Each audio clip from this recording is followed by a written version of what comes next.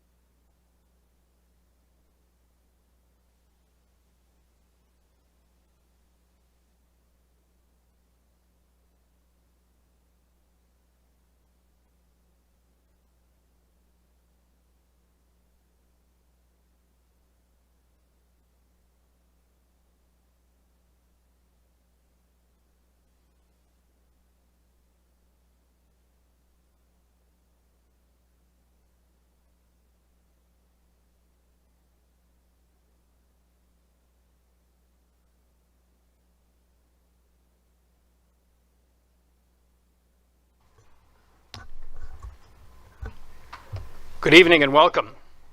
Tonight is Monday, August 11th, 2025. This is a regular meeting of the Minnetonka City Council.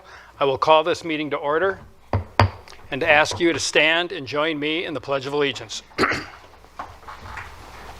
I pledge allegiance to the flag of the United States of America and to the republic for which it stands, one nation, under God, indivisible, with liberty and justice for all. Ms. Larson, would you please call roll? Foster Bolton. Here. Shack. Here. Wilburn. Here. Calvert. Here. Rameli. Here. Coakley. Here. Wearsum. Here. Next item is approval of the agenda. It appears that we have an addendum. Mr. Funk. Yeah, thank you, Mayor. Wearsum, good evening, Council. There is a addenda for your consideration related to item 14B, which is items concerning Marsh Run 3 at 11800 Wayzata Boulevard. There were numerous written comments received after the publication of the staff report and agenda packet that was delivered last Thursday. They are now attached under item 14B in your iLegislate for your review. So again, number of correspondence after receival of the packet, and then the recommended action is to move to approve the agenda as amended.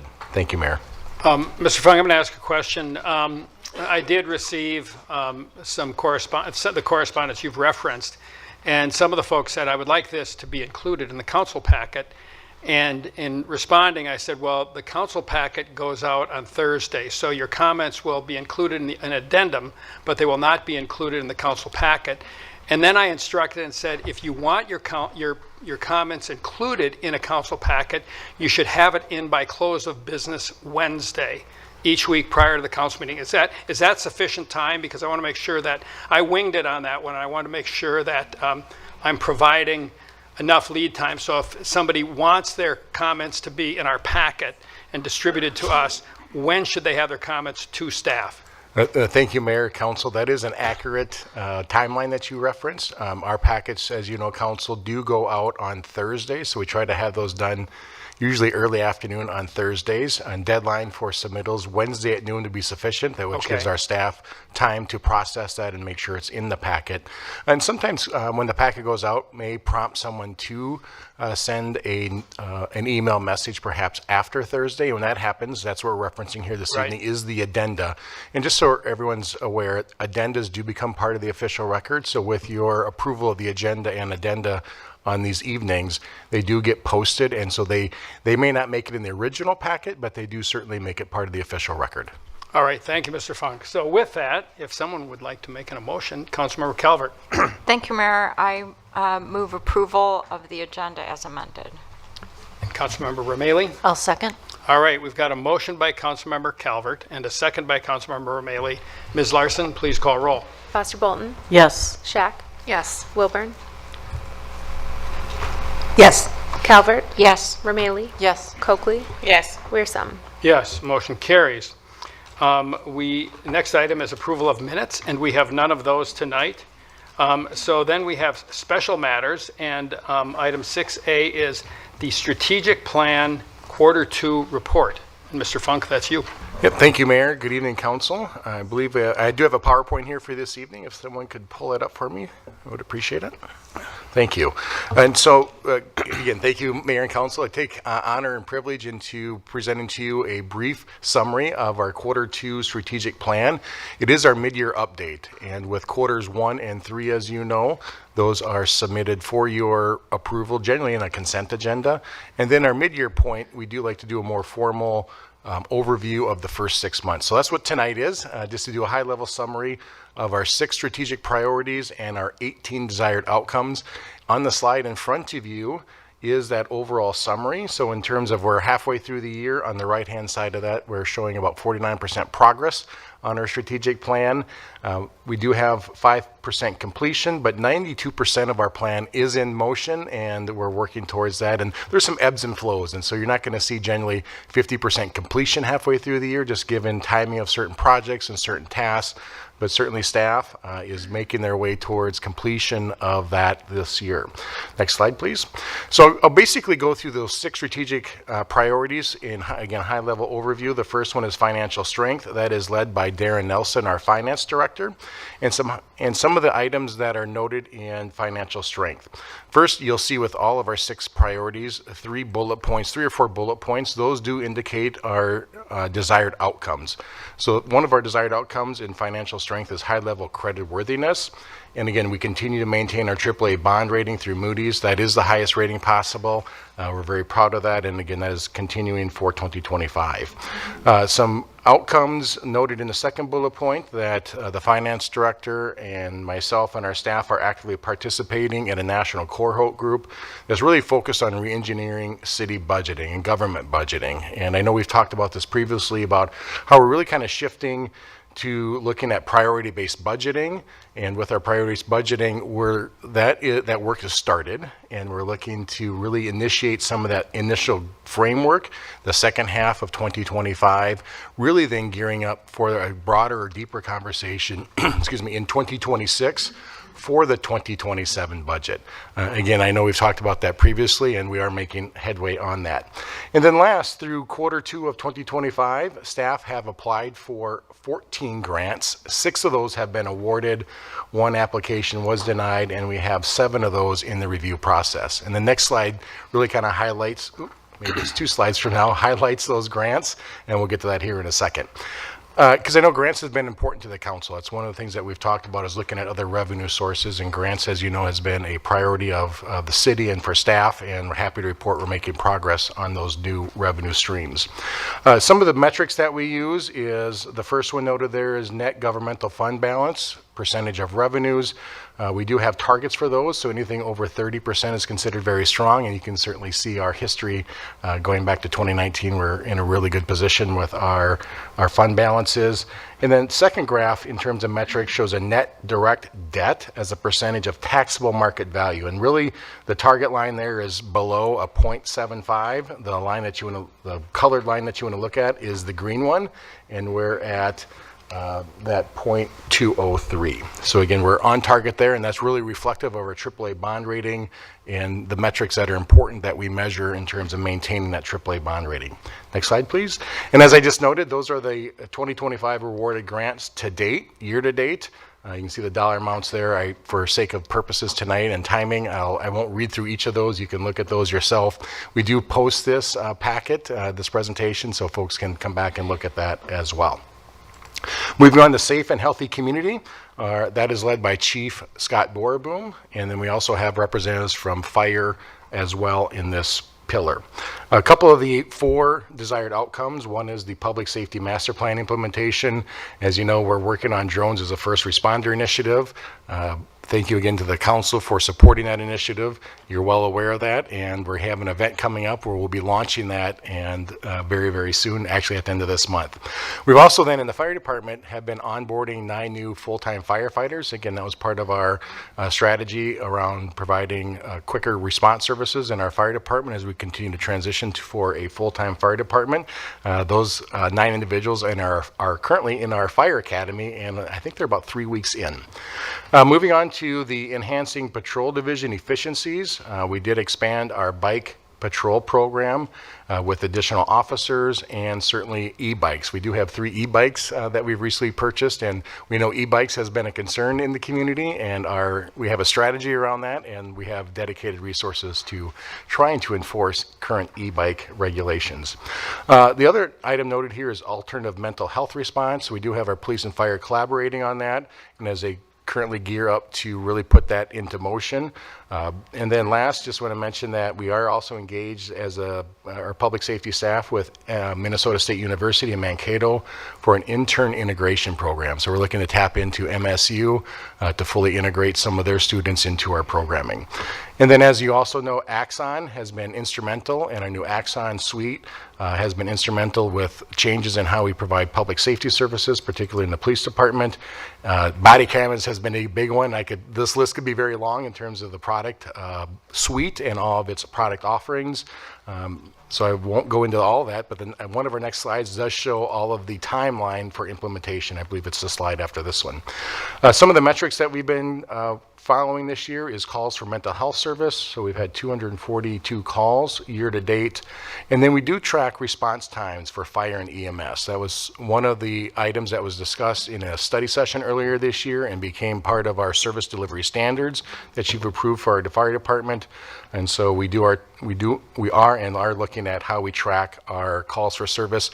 There will be more intuitive dashboards on our website, so that's going to be something coming up, and I think I mentioned that to one of our council members earlier today, that as we look to expand our dashboards and transparency around our response times, particularly with fire and EMS, we'll see some enhancement on that front as well.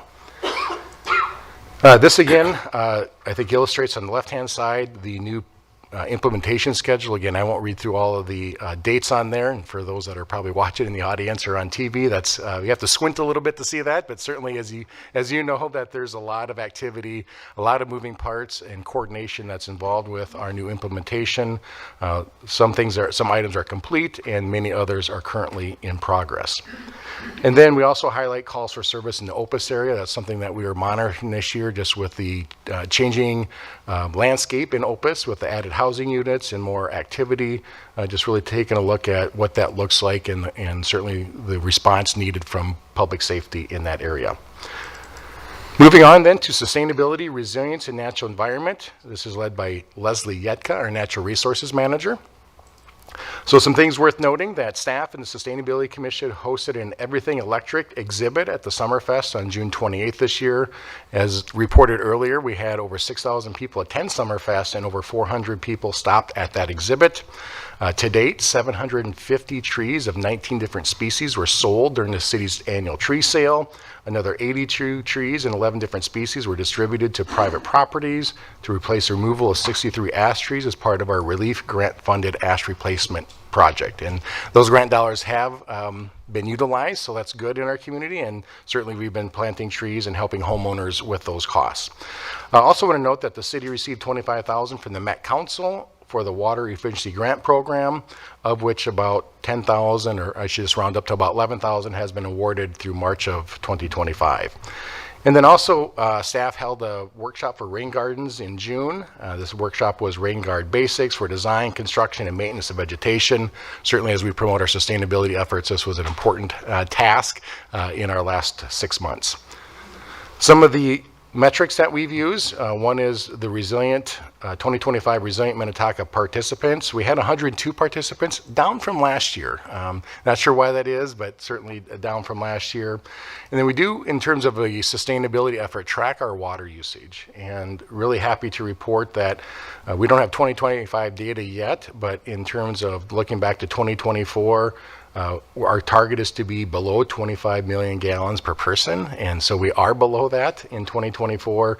We had some up years in 21 and 23, and that's been part of our strategies, is to really look at how we can become more efficient with our water usage. It's educational, and a lot of the programming that is performed by our utility staff and our natural resources staff. With solar installations in 2025, 15 solar installations, and dating back to 2006, 202 total installations since that time, and 24 of those were commercial industrial. We do have a target that we're looking to add 100 installations by 2028. And so this is a 3-year plan, so it's a 25, 7, and 8. 6, 7, 8, so 3.5-year plan, and so we're looking to target 100 more installations in the next couple years.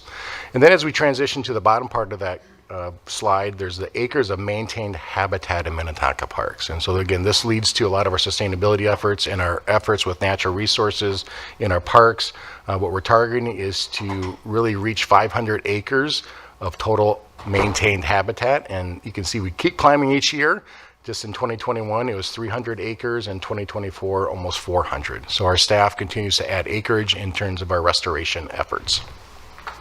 Moving on then to livable and well-planned development. This is led by our Community Development Director, Julie Wishnack.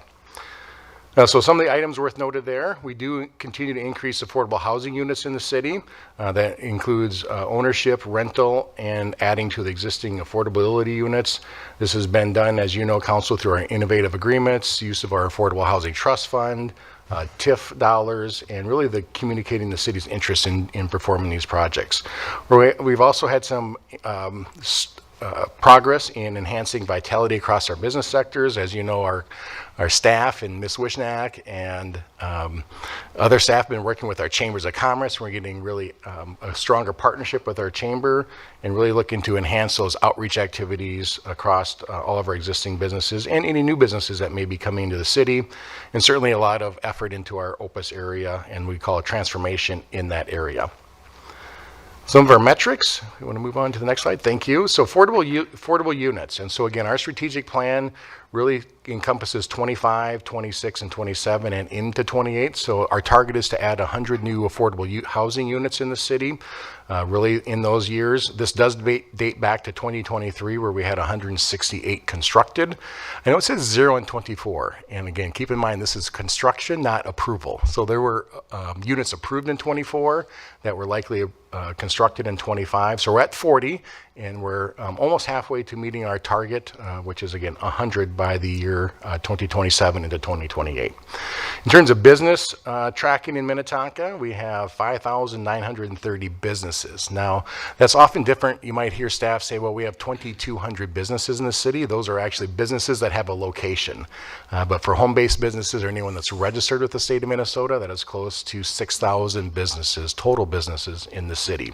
One of our strategies this year was to really highlight our larger businesses, just given some of the changes with some of our larger businesses and the pressures on larger businesses. And so we've lost 0 corporate businesses in 25 year to date.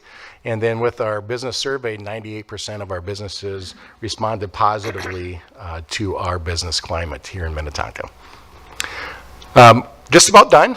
We're moving on to infrastructure and asset management. That is led by Will Manchester, our Public Works Director. Some of the identifiable items in this category really revolve around reliable, high-quality infrastructure. And so really working on Minnetonka Boulevard Trail project. So that's underway right now, as you know. We also look at our utilities and our facilities. So we've identified a utility program priority replacement needs. And so that's in the works and coming to the council at a study session. And then we're currently installed 3,500 new meters. And so as you know, we've on a citywide meter installation project, and we're making headway on that as well. And then last, I would just note that under safe, quality, well-maintained road system, a number of mill and overlay projects this year, and we're nearly 50% complete with those projects. And the next slide will show those metrics in terms of the pavement index condition. This is something that we track and target. We certainly want to be above an 80. It's on a scale of 1 to 100, so we want to be above an 80. We've been maintaining that since 2020, and even before that. This chart dates back to 2020. In 2024, at that 80.5. This speaks to the investments that we continue to make as a city into our roadway systems. We do track our pavement indexing and ensure that our investments are maintaining high-quality roads. Also, just want to mention then on the upper right-hand side, one of our metrics is trails. And so connectivity is important to the city. We do have 689 households within a quarter mile of newly constructed trails in 2024. We need to get this number updated here at the end of 2025. But our target is, through our trail system plan, is to target 2,000 households to be within that quarter mile of new construction by 2028. So certainly an aggressive schedule on that, and our goal for the next few years is to continue to make those investments. And then we take a look at this last metric, is the money spent on utility improvements.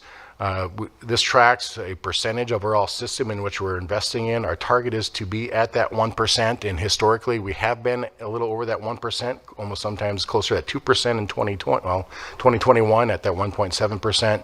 Took a little bit of a dip in 2024, but again, we're targeting to be over that 1% on utilities. We know the importance of investing in our utilities. We know it's not glamorous work because residents don't see it, those water and sewer pipes under the ground. But as we all know, we need to continue to invest in that infrastructure. And the last, community inclusiveness, that is led by Jace Alexander, our senior DEI supervisor. Some of the activities really evolve around youth, which is noted on this slide. So Youth Leadership Academy exceeded our expectations. We had 35 participants. We hosted a number of events already in 2025, the Spring Extravaganza, the Farmers Market where we've had a presence, the Music in the Park, and some of the other programming partnerships that we've had with other entities and agencies.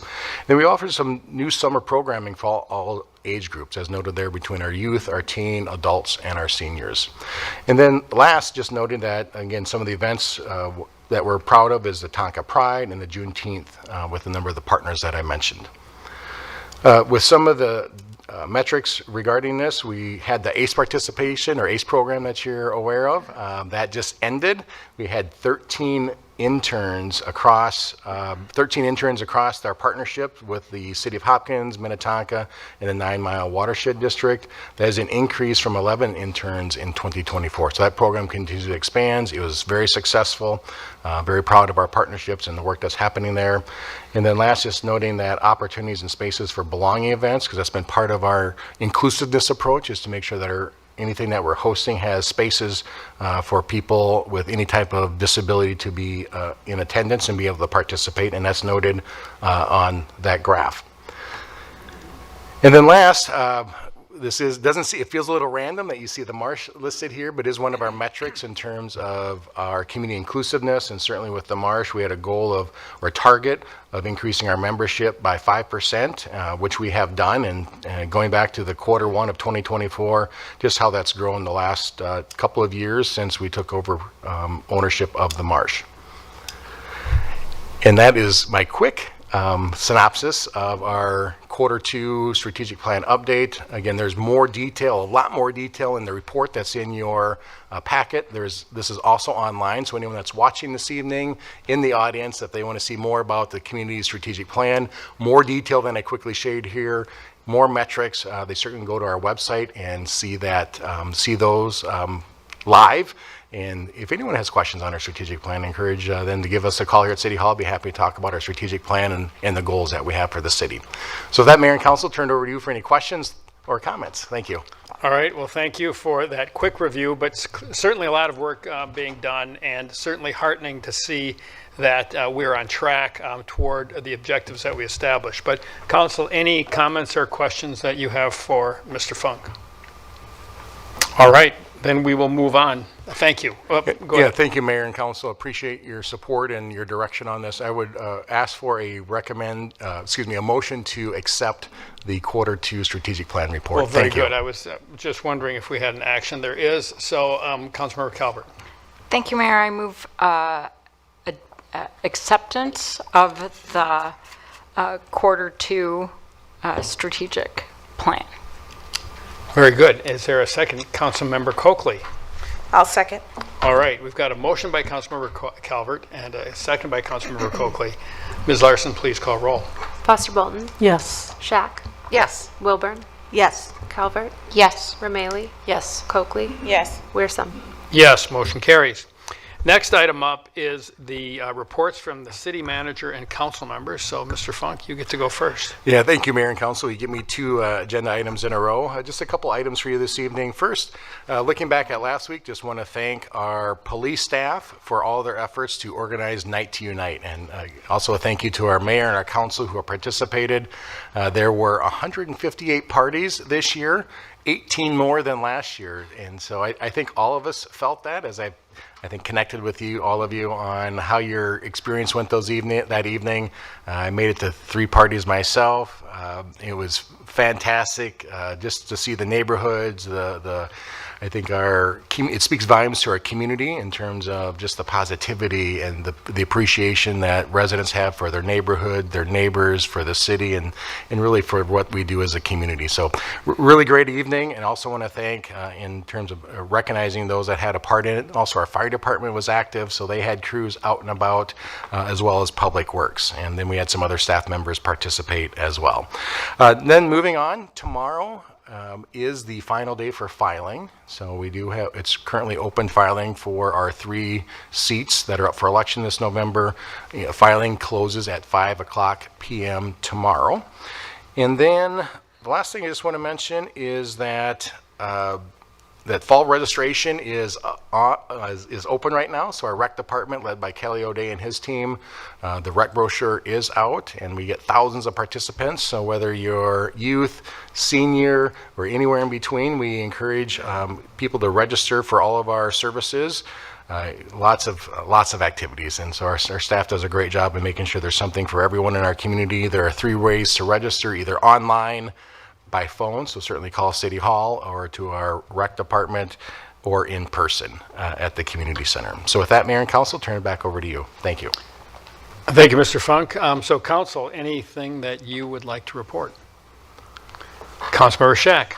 Thank you, Mayor. I'll just reiterate, I mean, Night to Unite is such a fun thing to do every year, and I was out in Ward 2, and I'm appreciative of police and staff for being there, but mostly appreciative of the residents who invite us there and have such nice conversations. They're very welcoming. They really want us to eat the food, but it's it's hard because you want to talk and you don't want, sloppy Joe dripping down your face. So, it was so nice. So I really appreciate everybody who chatted with me on Tuesday. Thank you, Councilmember Shack. Councilmember Calvert. Thank you, Mayor. I was riding with a police officer that I think that may have been my 3rd time with our wonderful Officer Marks, or Sergeant Marks now. And he took a few wrong turns and he said, I'm sorry. I don't know my way around as well as I thought I did, I guess. And I said, well, look at the neighborhood we're driving through. You can take all the wrong turns you want, because Minnetonka is just so beautiful. Every house was just lovely that we visited, so many wonderful people, and it just gives you a warm feeling all over that there's just such kind of civic engagement, and people really care about their neighbors. And it's very heartening, especially knowing that it's not that way everywhere. So I'm very appreciative of our city. And I also want to say happy birthday to Councilmember Shack, because today it was yesterday. So happy birthday. And actually, we went to a wonderful party. I have a friend that has a Jamaican Independence Day party that is also sort of a very unusual cross-section of people in our vicinity, and the food is great, and again, just a wonderful, hundreds of people come, and it is just a wonderful example of people coming together from all backgrounds to eat wonderful Jamaican food and be outside on a beautiful Minnetonka night. The other things I just wanted to mention is that today I attended a League of Minnesota Cities election task force meeting with our wonderful Kelsey Larson. And the League of, cities are responsible for administering elections. And there was a lot of talk about reinforcing the idea of election integrity. And I just want to say that our staff here, first of all, we have probably one of the highest rates of voter participation anywhere in the country. We're often over 90% or around 90%.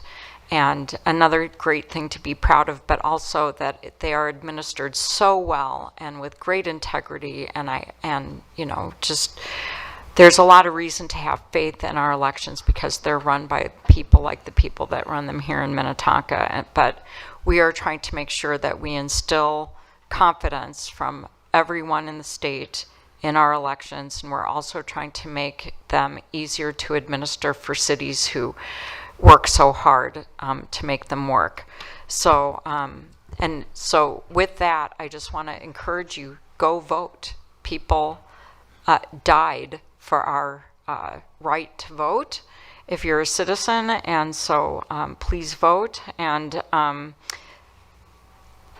I also have been involved in the Energy, Environment, and Natural Resources Committee for the National League of Cities, and we are working hard we are writing a resolution to ask Congress to restore funding to various scientific and government agencies that govern climate change and natural events and natural disasters to make sure that we can protect our residents and plan appropriately and be resilient when natural disasters occur. And the other thing that I just wanted to mention is recently we went on an economic development tour with many of our boards and commissions, and I'm going on a walk with some staff in one of our parks tomorrow, and we have board and commission meetings, and I just want to say we have the most amazing, hardworking staff. They have gone to so many extra meetings and wonderful things like Night to Unite, but all of the recreation events, the board and commission meetings, this meeting tonight, and they pour their heart and soul into it, and it just gives me such tremendous pride because I'm a staff member in another city, and I just see what you do. You're doing it a lot of nights this week, so thank you for what you do. Thank you, Councilmember Calvert. Anyone else? All right, I'm not seeing anyone. I'll make a couple of quick comments. We've covered Night to Unite quite well, but it was a record night, and significantly for me, it was my last one as mayor. And so every time I do those sorts of things, they're a little bit more poignant, and I think about it, and I try and enjoy it a little bit more. I try to eat less, but you know, it was just nice to get out with everyone. And you know, I think Councilmember Shack and Councilmember Calvert covered it well. But our residents are proud of our city. 90+% are really happy with where we are in our city. We're not going to say we do it perfectly. And I'm not even going to say that the decisions that the council makes are always 100% right. We do our best, and I think that's what you can see here. Our council members really work hard to do what they believe in their hearts is best for our city, and I think our residents know that and appreciate it. So it was a fun night. It was my last one as mayor, but I'll be showing up as a resident in the future. So anyway, that was good. I wanted to comment on one other thing too. Tomorrow, I will be attending a League Minnesota Cities Housing Task Force meeting. And, you know, our city works really hard to provide and enable housing for people because people need places to live. We have a tremendous shortage of housing in our state. We have a tremendous shortage of affordable housing. And our programs in the city are not going to solve all those problems, but we do want to be encouraging toward getting the types of housing that we need in our city and being supportive of affordable housing, because I firmly believe that if a person doesn't have a place to live, they don't have a chance. And you know, I'm old-fashioned. People give me a hard time. Ms. Wishnak gives me a hard time because I always talk about the American dream, and she gives me a little grief about that. But the reality of it is, I believe in the American dream, and the American dream does not start if a person does not have a place to live. And so the work that the city does, we spend a lot of time on housing, and I work on it pretty hard. And I think after I'm done being mayor, I'm going to still be working on housing because it's such an important issue. So I just wanted to make that comment. So the council's done with our things, but next item on the agenda is citizens wishing to discuss matters not on the agenda. So if you have an item that is not on the agenda and that you'd like to make the council aware of your concern, please come forward, state your name and address, and tell us what you want us to know. If the item is on the agenda, then don't address it. That opportunity will be present later in the meeting. But is there anyone who would like to come forward and share something with us? Anyone? All right, seeing no one, we will move, we'll move on. So next item on the agenda is bids and purchases, and we have none of those tonight. So that brings us to item 10, which is the consent agenda, and these are items requiring a majority vote, and there are 3 items on the agenda. First, and we handle these all in one motion and one vote.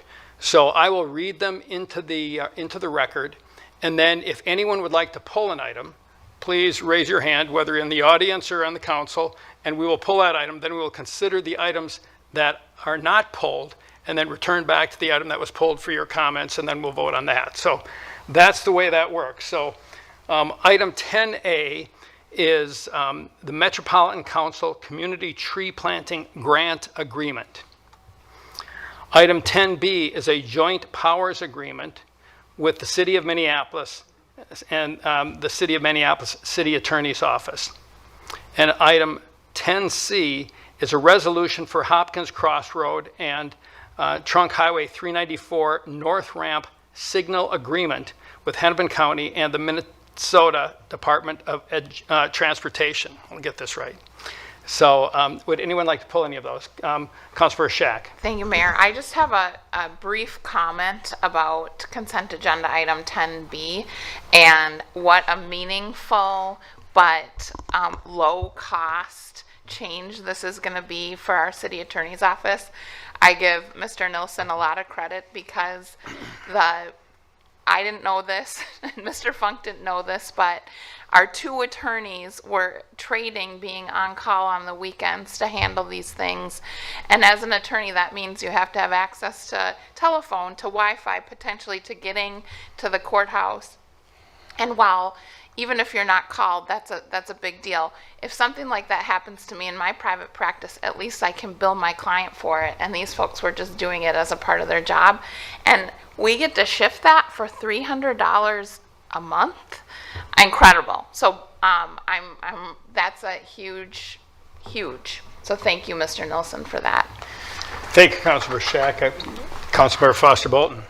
I'd like to make a comment about consent agenda item 10A, and just that on Night to Night, I had several people thank me for this, and just are so appreciative of this grant agreement. I just wanted to make that comment. Great. It was great it was just made me feel really proud. So thank you. Thank you. So are there any other comments? I didn't see anyone wanting to pull one. I was also going to make a comment on 10B, just because I know people who've been on call, and you like to think, well, being on call, that's no big deal. You don't get a call every time you're on call and this and that. But your time off is not your time off. I mean, you don't go to the Boundary Waters that weekend. And so we had 2 attorneys who every other weekend were committing themselves to be on call for no extra pay. Nobody even really knew that they did it. So again, Mr. Nilsson, I think I'm obviously Councilor Shack and I and maybe several others, asked Mr. Funk about this today because it was significant. And I think it's indicative of the dedication that our staff has to do their jobs. They don't complain. They do it because it comes with the territory, and I'm very appreciative of that. So we've commented more than we normally do on our consent agenda, but I will take a motion. Councilor Shack. Thank you, Mayor. I will move approval of consent agenda items 10A, B, and C. And a second, Councilmember Calvert. I'll second. All right, we've got a motion by Councilmember Shack and a second by Councilmember Calvert. Ms. Larson, please call roll. Foster Bolton, Yes. Shack, Yes. Wilburn, Yes. Calvert, Yes. Romalee, Yes. Coakley, Yes. Wearsum. Yes, motion carries. Item 11 is consent agenda items requiring 5 votes, and there are none of those. Item 12 is introduction of ordinances, and we have none of those. So that brings us to item 13, which is public hearings. 13A is a temporary amendment to the on-sale liquor license for D&D of Minnesota Incorporated, doing business as Famous Dave's at 14601 Highway 7. And Ms. Wishnack, that's you. Thank you, Mayor and Council members. This event is this Saturday, August 16th. It would run from 11 a.m. to 4 p.m. It really is a barbecue block party is what they're calling it. That's the event name. They have various activities, sampling, and they will have alcohol at the event. If you recall, when you have nonprofits, that's a different procedural requirements. This business has a liquor license, and what you do is amend their territory, basically, for where they serve alcohol. So that's really why you need to amend their license temporarily, and that would accommodate this event. And you can see in the code there are some criteria by which we measure whether or not we'll consider this, and we do find that they meet the criteria in the city code. So staff would recommend that the council go ahead and issue that temporary amendment for this event. Thank you, Mayor and Council. Thank you, Ms. Wishnack. Council, any questions on this item? All right, then, this is a public hearing item, so I'm going to open the public hearing and see if anyone in the audience would like to comment on this item for a temporary amendment to the liquor license for Famous Dave's. Any comments? Anyone? All right, then I'm going to close the public hearing and bring it back to the council for a comment or a vote, and a vote. Councilor Calvert. Thank you, Mayor. I can move approval to grant the temporary amendment to the on-sale, for the on-sale liquor license to Famous Dave's. Thank you. Councilor Romalee? I'll second. All right, we've got a motion by Councilmember Calvert and a second by Councilmember Romalee. Ms. Larson, please call roll. Foster Bolton, Yes. Shack, Yes. Wilburn, Yes. Calvert, Yes. Romalee, Yes. Coakley, Yes. Wearsum. Yes, motion carries. Item 14 is other business, and 14A is a floodplain alteration permit with a tree variance for construction of a new home at 3440 Larchwood Drive. And Ms. Thomas, that's your report. Thank you, Mayor and council members. This property is located southeast of the Minnetonka Boulevard, County Road 101 intersection. A house was built on the property in the early 1980s. It has a footprint of roughly 2,200 square feet and a total floor area of about 2,400 square feet. Though the lot is a half acre in size, much of the property is encumbered by wetland areas, floodplain areas, easements, and then setbacks from property lines as well as those natural features. So as you can see on the right-hand diagram, the house, only the house portions of the house that are in the red area are actually conforming. That red area shows the existing buildable area of the site. Any functional additions to the home within that buildable area may require variances, and the monetary value of those additions is actually capped by our zoning ordinance. The zoning ordinance sets a level of investment that can be put into structures, structural change to structures that don't meet our floodplain ordinance. And so given that monetary cap and issues with the existing home, which the owners indicate are mold and rotting of the roof, the owners have decided to demolish the home and construct a new home on the site. The new house, which is shown maybe a little bit difficult, on the right-hand diagram, which shows the buildable area of the home following a floodplain alteration of approximately 65 cubic yards of floodplain fill and excavation or recreation to achieve that new red buildable area. The outline of the existing house is in the dark blue or gray line, with the existing home shown shadowed underneath. The new house would have a footprint of about 4,000 square feet and a total floor area of roughly 4,700 square feet. The floodplain alteration necessary here would meet basic engineering principles. It would result in no net fill of floodplain, meaning that floodplain storage volume on the site is maintained. It's just located in a different area. The earthwork, however, to do that floodplain alteration and construct the new home would result in removal or impact to 5 high priority trees on the site, which is just over the city's 35% requirement, or threshold, I should say, which is 4 trees. So they're removing 1 tree more than would be allowed. This evening, the applicant is requesting that the council approve the floodplain alteration permit and the tree removal variances. While staff does support the floodplain alteration permit, we don't support the variances for 2 reasons. First, we find that it doesn't meet the statute and city code requirement pertaining to practical difficulties. Specifically, the variance is not based on a circumstance unique to the property. Instead, it's based on the design preference of the property owner. The property home could be designed if the property owner and their designers were to redesign the footprint of the home or redesign the area and location and configuration of the floodplain alteration. Second, we think as staff that approval of a tree removal variance based on home design may alter the character of the neighborhood, as it may set at minimum a fairness precedent or for similar requests. The Planning Commission did consider this proposal at its July 24th meeting. The Planning Commission disagreed with planning staff's recommendation, and on a 3-2 vote, as you saw in your packet, the Commission recommended the council approve both the floodplain alteration permit and the tree removal variance.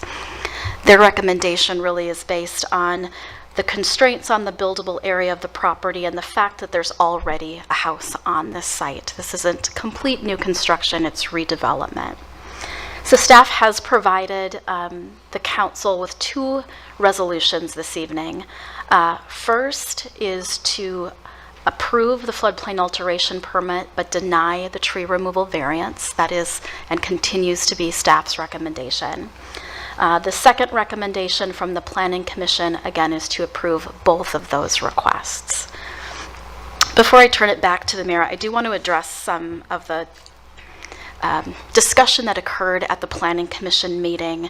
The applicant and the commission spent quite a bit of time suggesting that, or the applicant suggested that they were unaware of the tree protection ordinance or that their proposal didn't meet the ordinance. And I would direct the council, you probably already read the memo that was part of the staff attachment to both the commission packet and the council packet that outlines timeline, but I want to highlight a couple of those dates.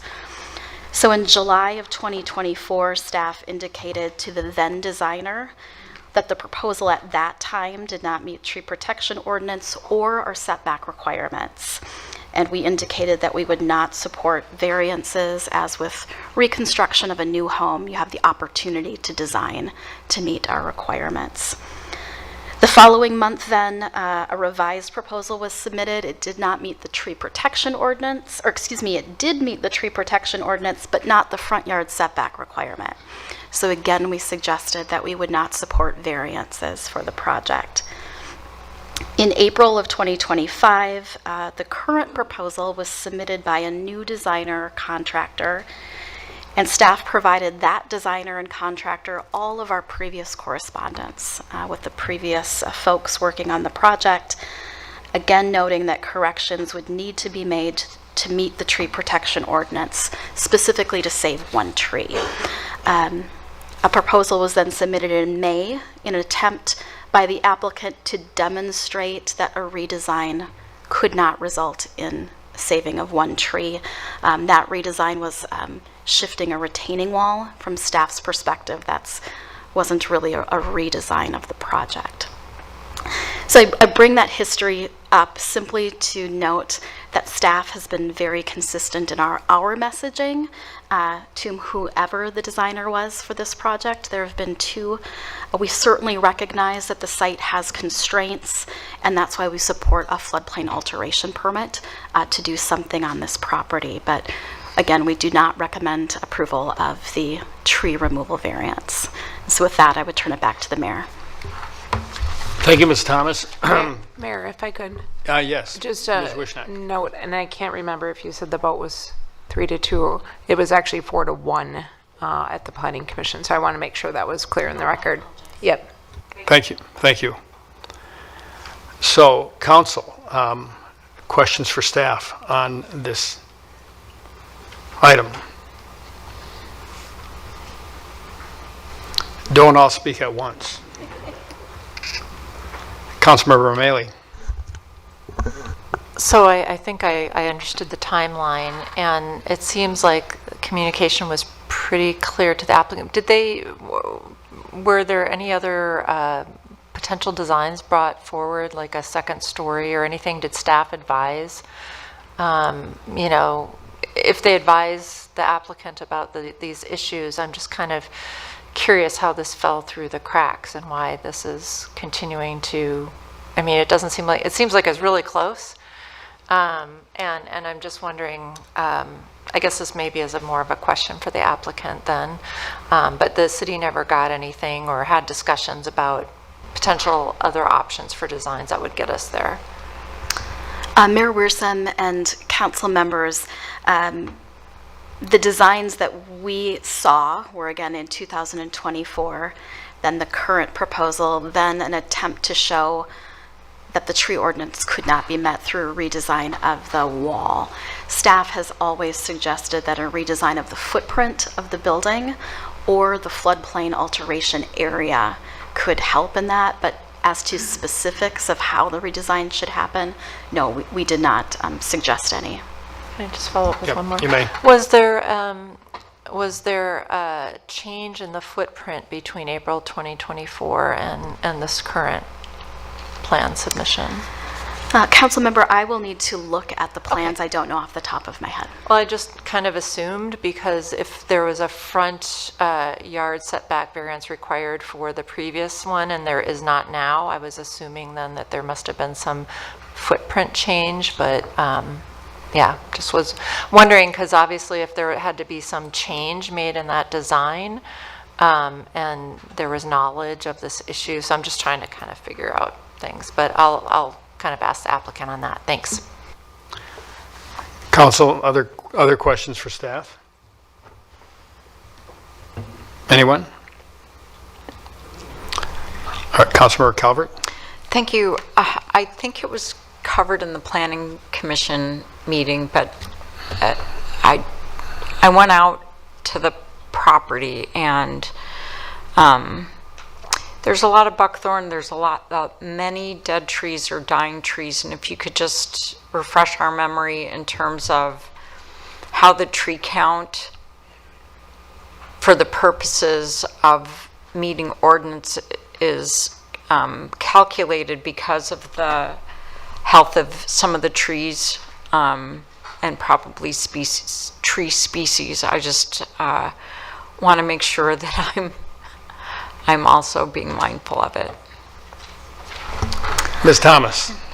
Mayor and council members, the intent of the tree protection ordinance is to preserve healthy trees, not healthy structurally sound trees. And so a tree that is dead or dying to the extent that we don't think it's going to survive much longer, those do not count for or against a property owner when we do our tree calculations.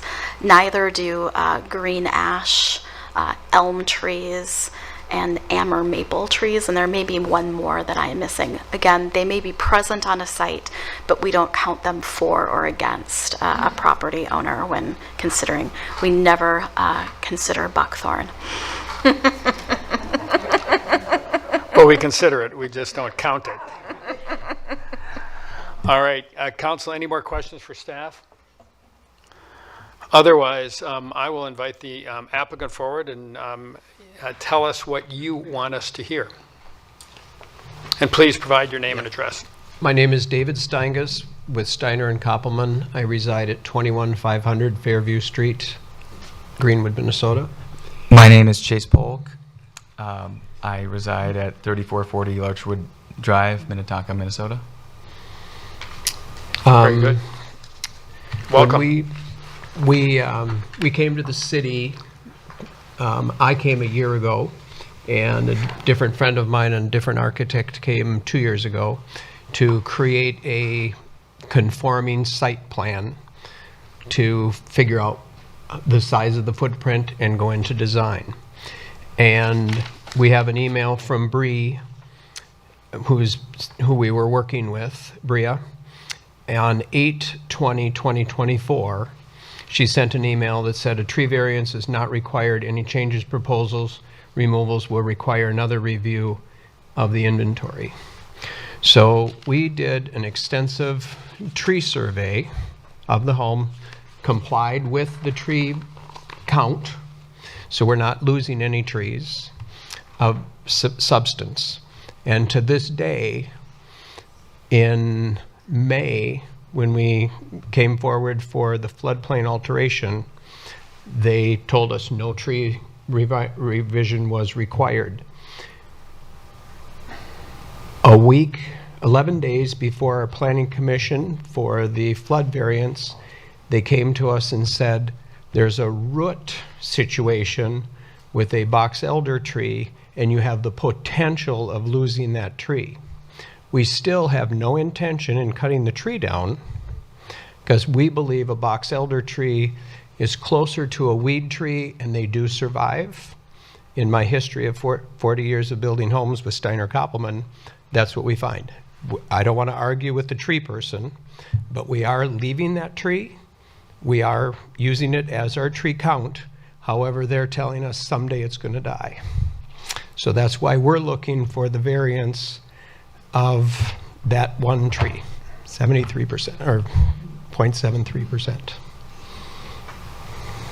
But we're very aware of the tree variance. and we went a year of design to comply. Okay? Very good. I don't know, that's your presentation? That's my presentation, yep. Okay. I'll ask if council members have any questions for you. Councilor Albert? Thank you, Mayor. So, as I understand in the packet and watching the Planning Commission meeting, basically the reason for the current design is that because of the soils and the hydrology and so forth, you're just doing slab on grade. Correct. And so you're kind of building out instead of up or Correct. down. So Correct. instead of vertical, you're going horizontal. So my question is, I mean, I'm looking at a rendering of something in our packet, and it looks like a two-story house. In what's this? Yes. It is, yes. Okay. So, but it's two-story, but you lost the basement. We lost the basement, correct. Okay. And yet the footprint is, what is it, 44? What we're trying to do is we have an existing three-car garage in our structure now. So we're trying to maintain that three-car garage. Okay. And then on the main floor, we have just a kitchen and a family room, foyer, mudroom. And then we have a rec space that is to the right side of the garage that's going to be concrete for tornadoes and basically fulfilling the basement requirement on a house. I'm doing that next to the garage, It's like a safe space, kind of. safe space. Okay. And then we're putting the bedrooms over the top of the house. Yes. Interesting. Okay. Another question. Yes, Councilmember Foster Bolton.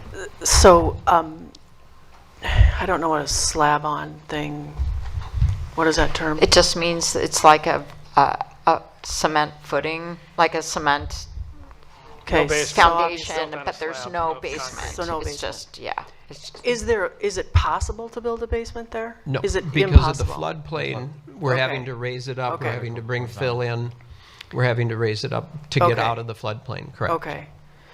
So this concrete is to replace the, I'm sorry, but, It's an above Just a little ground bit. to the right side of the garage to Right. replace the basement. and then, but even if you just built a 2-car garage, you could have saved that tree, right? Like, or no? That No. wouldn't have been, We have an existing 3-car garage. I know, but you're gonna have to tear it all down and build new. That is correct, yes. If you built a 2-car garage, Still can't it's say. still gonna, That's what we tried doing. We tried making the house smaller, presenting that, and that didn't work because of this root structure for the tree and the retaining wall to do the floodplain alteration okay, was the issue. okay, thanks. Councilmember Calvert. Thank you, Mayor.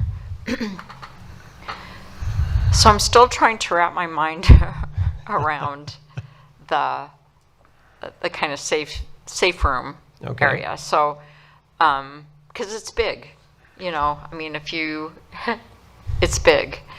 And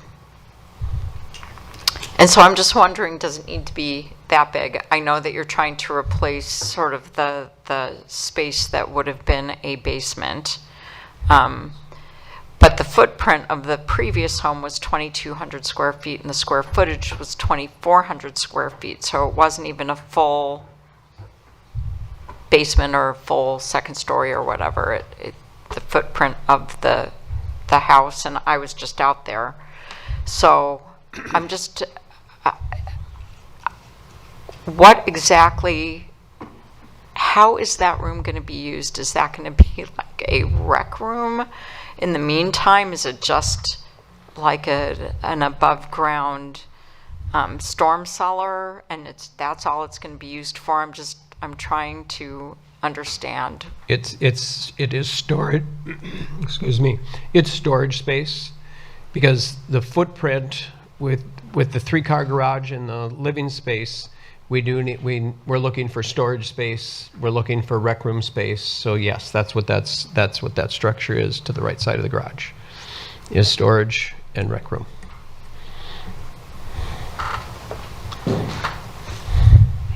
Yeah. Yes.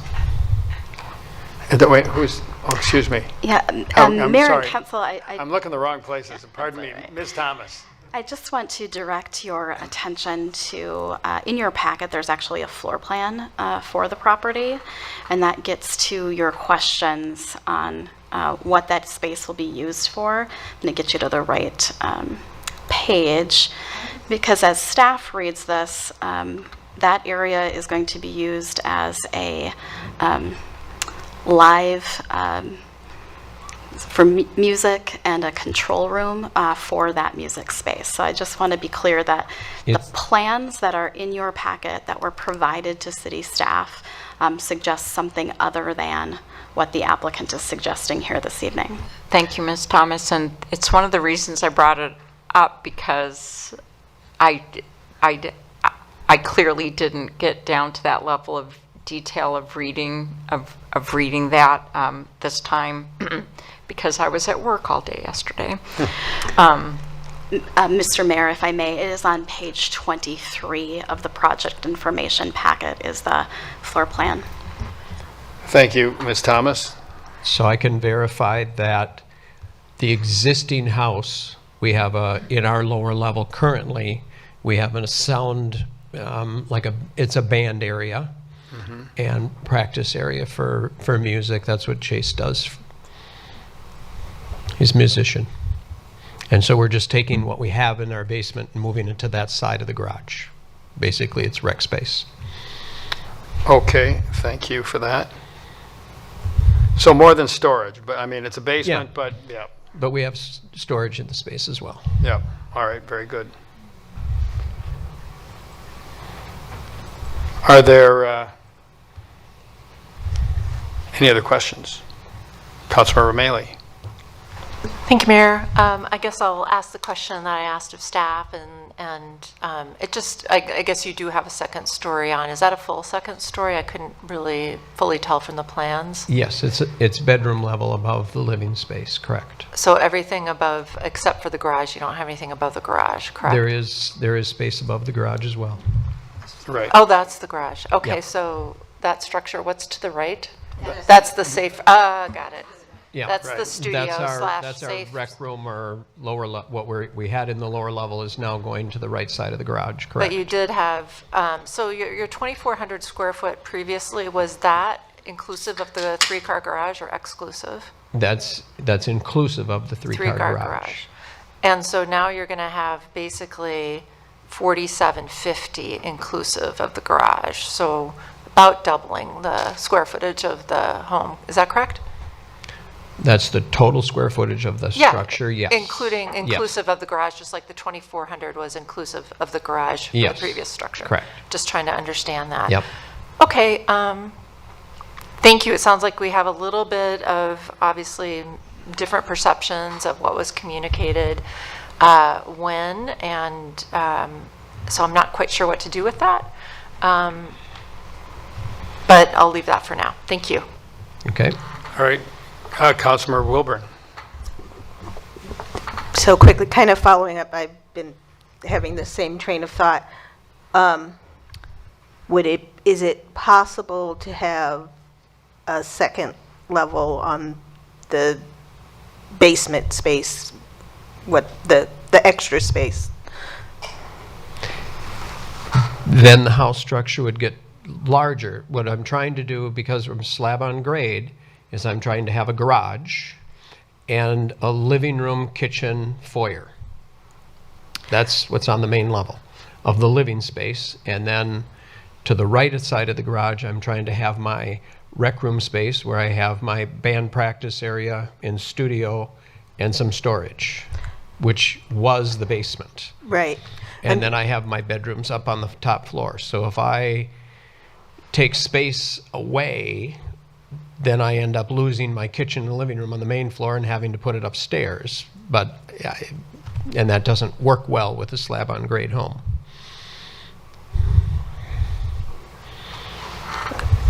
Councilmember Calvert. So following up, so just so you know, I'm very sympathetic to musicians. I was a music teacher and my daughter's a professional musician, so I understand the allure of having a practice space and a studio. So in terms of having a studio, is this a recording studio? Is this someplace that people are going to be coming to do that? This is mostly just for myself to have a space to be loud and my band. Yeah, that's mostly what it's for. That's why we're making it all concrete so that It's going to be isolated it's isolated. from the neighbors as well. Right. And if you've seen, I did go around to all the neighbors, and they all are on board with what I want to do. All right. Council, any question, anything further for the applicant? Thank you. Yep. All right. Yes, Ms. Thomas, excuse me. Thank you, Mayor Wish. Just to chime in a little bit on the timing of things. I think that there have been multiple iterations of plan for this site. I would agree that in the summer of 2024, there was a plan that was submitted that met the tree protection ordinance, as I indicated, but that did not meet the front yard setback ordinance. So there's a push and a pull on this. And when there are many iterations and different parties submitting those, sometimes that timeline does get a little bit fuzzy. Thank you for that. Councilmember Wilburn. I have a question for staff. So the tree ordinance is the 30% root percentage of root that is going to be affected. Is that in the tree ordinance that if it's 30% or more, then it's considered like it has to be considered a lost tree?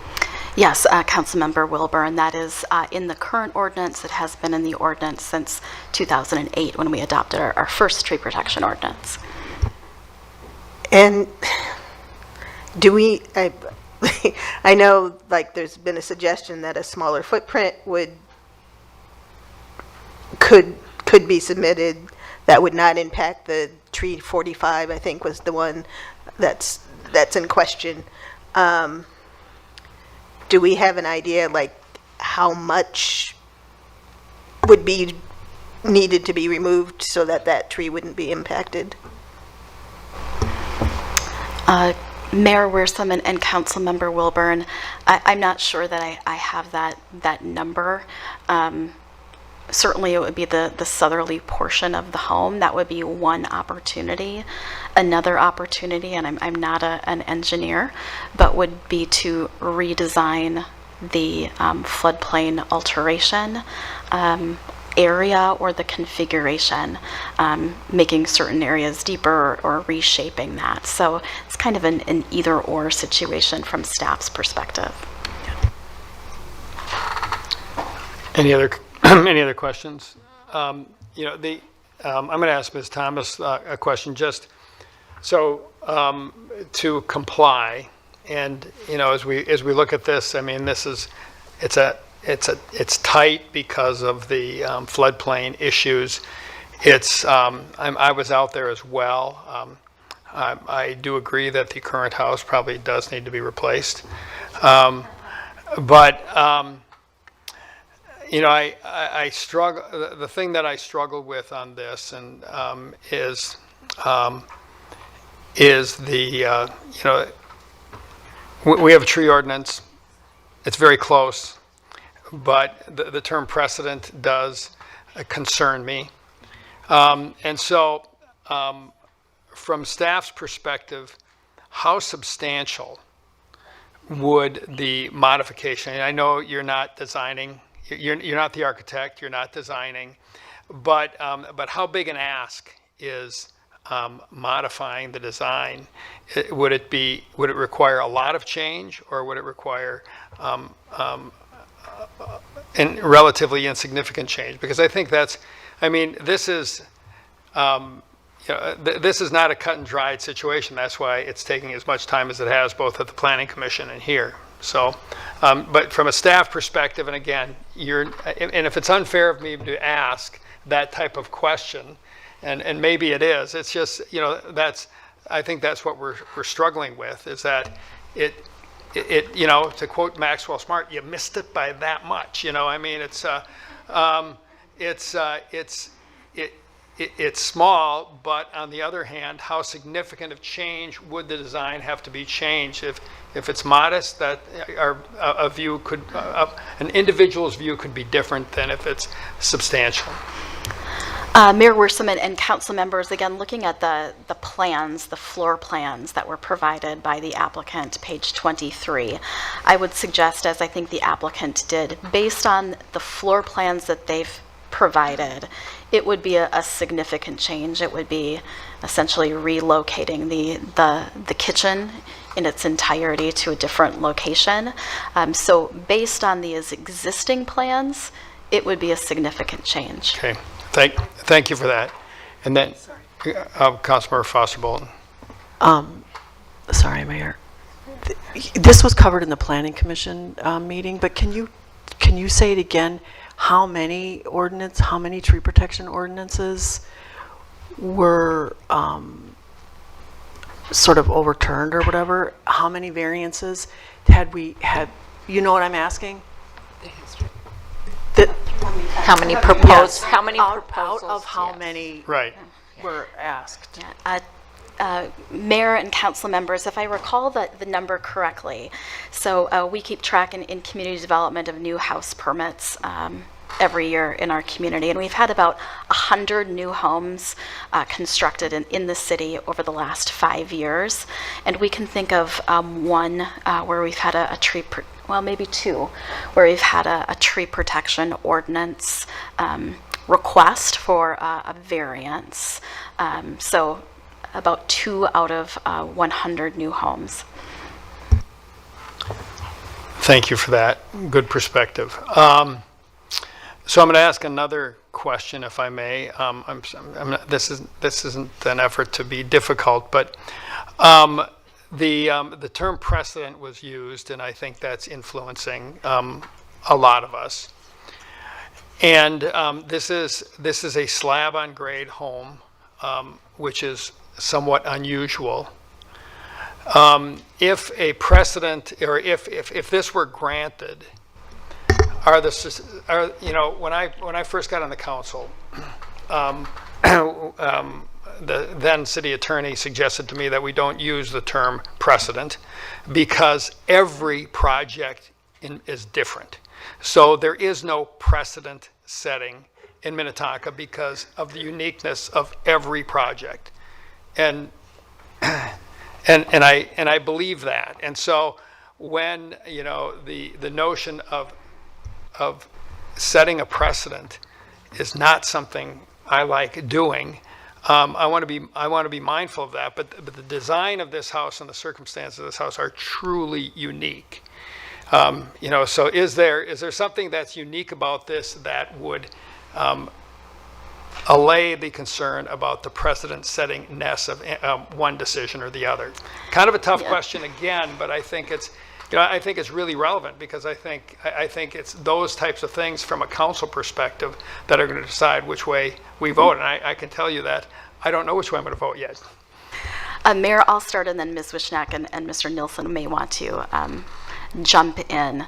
I think I would agree with you from a planner's understanding of legal precedent. It's very narrow for something to set a legal precedent. It has to be a very similar situation within a very specific amount of time. Planners sometimes talk about not legal precedent, but fairness precedent. So the city approves a tree removal variance because of the design of a home here. In fairness, should the city approve a similar variance, and by similar I mean a tree removal variance for one tree in a different location. That is not a legal precedent, but planners sometimes refer to that as a fairness precedent. Thank you for that. Mr. Nelson, I don't know if you want to add anything or not. You don't have to. Sure. I'll just say real quick that I agree with what Ms. Thomas said. I do think in land use scenarios, precedent is often overstated on both sides. You made the point that I would make regarding legal precedent, which is that in order to have precedent, you have to have a similar setting, a similar context, and similar requests at issue. So it is very narrow. And precedent in that setting, in my mind, means sort of mandating your decision on a subsequent project. That's not to say that the approval of a project can't prove influential to a staff recommendation going forward or to a future decision. So distinguishing between precedent in terms of a mandated decision one way or another and being sort of influential to tip a staff recommendation one way or another, or a decision by an elected body, there is that distinction there. Very good. Thank you. Council, anything else? I see the applicant raising his hand. We typically don't turn this into a debate, but if you have a quick comment, I will allow it. Thank you. Thank you, Council, very much. We've worked with staff to build to the setback lines, to the volume lines, to the height lines, to everything. And the only variance we were asked for was the floodplain alteration. And in March, April, May of this year, we were instructed to apply for our floodplain variation. I believe the tree person, if we could ask the staff what date he came to them and myself to tell me about a root situation was, I believe, in May this year. So until May this year, we did not know we were going to potentially lose this box elder tree. But we have spent a significant amount of time on the house plans to fulfill the city's need for setbacks and volume and height and everything to accomplish the floodplain and the setbacks from the wetlands. Okay? Thank you. Thank you. All right. Council, need any more information before we have a conversation about this? Councilmember Calvert. How big is the studio area in square feet?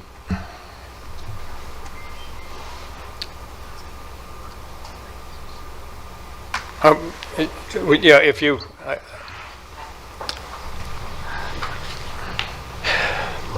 I believe it is about 700 square feet. All right. thank you.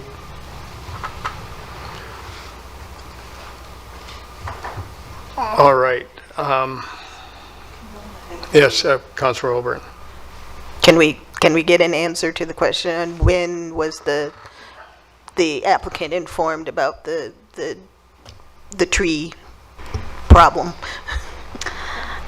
Mayor and council people, I can try to go back through all of the staff emails. I would suggest that from staff's perspective, the variance remains the same, kind of regardless of what time it was notified to the applicant. We would have the same conclusion and recommendation for you. But I can do some research here. I mean, if it's possible, I don't want you to. Okay. So, let's see. I think I'm seeing a room full of people. I don't think many of you are here to comment on this issue. But is there anyone in the audience who would like to comment on the issue before us on this item? Is there anyone at all? All right. I'm going to assume that my assumption is correct, and that there's no one in the audience is interested in commenting on this item. So it comes back to the council, and we have to decide. A challenging question. Clearly, so Councilmember Coakley. I had a question about the root of this tree that we talking about, like this one variance that we're asking about. Like, how significant is this tree in this root that's causing this issue? That's what I want to know. Like, I know it's an ordinance in place to protect these trees, but how significant is this root? Is it like the tree already grow? Is it a root in the ground? Like, I'm kind of curious about that part. Ms. Thomas. Mayor and Councilmember Coakley and Councilmember Wilburn, I have an answer to your question. The Tree Protection Ordinance, Councilmember Coakley says that if you grade into more than 30% of the root zone of a tree, it is considered lost to the city, regardless of whether it's cut down or not. So on a smaller tree, that root zone grading area of 30% may be much smaller than on a much larger tree. So I don't know the extent of the grading, but it would be at least 30% of the total area of that root zone. Typically, the root zone of a tree, or Natural Resources has explained to me, is if you look at the widest part of the tree, the foliage, and go straight down, that is the critical root zone of that tree. It is a box elder tree, this large tree here. Does that answer the question? It kind of do, but my question is, has this root of the tree, is it like a full tree, or are you talking about like a root? Mayor and council member, it would be the full tree. Okay, and the root is what you don't want to dig into, the 30% piece of it, because if you dig in 30% of the root of the tree, then the tree could possibly die. So that's what you're trying to protect from the tree, to keeping the tree from dying. Exactly. Okay. And Councilmember Wilburn, on June 10th, our natural resources staff noted that 30% of the critical root zone of this tree, over 30%, would be impacted by the grading that was proposed. So it is true that the applicant did not intend to remove 5 trees. Their intent was to meet the tree protection ordinance based on the grading and the critical root zone of this tree. That's where we get to that tree number 5. All right. Well, we've already had quite a bit of conversation here, but this one is less clear than a lot of things, but I think there are a good number of things that are clear here in terms of we know what our rules are, we know what we've done in the past, and we have to ascertain as a council whether the unique circumstances of this, which are not. I use my terminology carefully, but is a variance warranted to our tree protection ordinance is really the question we have to decide. So whoever wants to comment on that first, Councilor Shack. Thank you, Mayor. I think the analysis on the decision is pretty basic, right? I mean, it's not about, staff didn't do anything wrong. I think there's expectations are kind of different than the letter of the law in many cases. There's tens of hands that touch every application, and you don't realize there's a problem until you realize there's a problem, and then the applicant's going to be informed, and it's expensive and it is frustrating, and I know all of that, and that happens on every project when there are issues. But the question for me is, we have a tree ordinance, and what is the level of flexibility as a body we want to give when something like this comes up? One tree is one tree, but that is the metric. We have a percentage. And so I'll be honest, I don't have a super strong feeling on this, but I do, feel concerned in every project of what kind of, we spend a lot of time on our tree ordinance or whatever the request for the variance is, what kind of slippery slope do we want to go on? And it's one tree this time, it's 2 trees next time. And that goes to all projects, and that will be things that we talk about in a later application too. So I think that I'm happy to kind of hear what my colleagues have to say, but I would encourage us to kind of keep it to a policy question on this parcel and this project.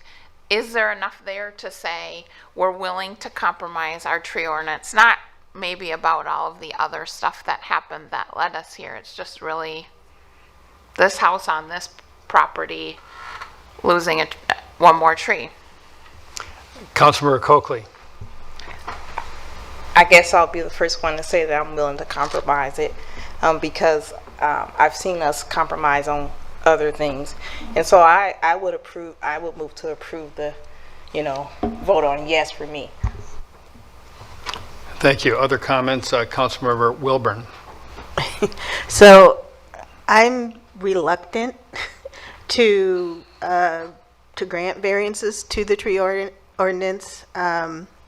And I had almost the exact conversation with Mr. Funk earlier about one tree this time, and then the next time is it 2 trees, and then is it 3 trees, and again the slippery slope argument. I certainly understand that the applicant's frustration. Up until recently, they thought they had everything in place, and that they had submitted the plans that had been approved, and then to find out, well, no, there's one tree. It's like reading through the staff's recommendation for denial and why it's a recommendation for denial makes sense to me. So again, but like Councilmember Shack, I don't feel that strongly about it. So it's just I am concerned about not sticking to the tree ordinance? I mean, is this a compelling enough reason, I guess, to, and I haven't, I haven't decided that yet either, so. Councilmember Calvert? So I'm conflicted for a lot of reasons, and some of them have already been articulated. We have to vote on the ordinance we have today, but we have already talked on the dais about how Zone Co. has let us know that we have a restrictive tree ordinance that may hamper development, and that, you know, in their opinion, it might be a little bit too strict. Now, I was the one that fought for a stronger tree protection ordinance, and so I'm a little bit protective of it. And this is an enormous house. It's really an enormous footprint. It's a lot of impervious surface in an area that has water issues, and it's not our job to get into design or to tell people, you know, what kind of house they want to live in, but I mean, and it's pretty cool to have a studio that is insulated so your neighbors don't want to kill you when you're banging on drums and everything. So I get it, but it's also a huge studio. And so, you know, some of this I think is that the applicant wants what they want, and that's how they want it, and so there's not a whole lot of give, and that's that's where for me I'm like, well, you know, it is just one tree, so, you know, see what you can do to move the house over so you're not, because I believe that the house is on, I mean, I believe that the tree that in question is on sort of the lower right-hand corner of the house in the blue as we're seeing it on the screen right now. So, you know, I don't know how easy it is to, you know, make a slightly smaller studio and just move everything over to protect the root zone.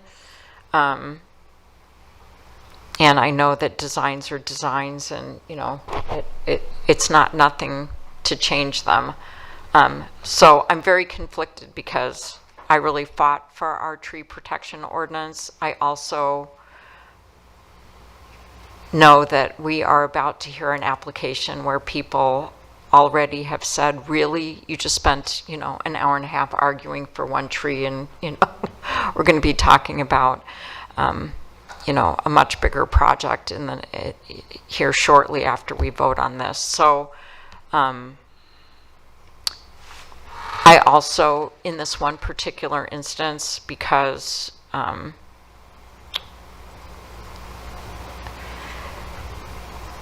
of sort of the way and the timing, the fact that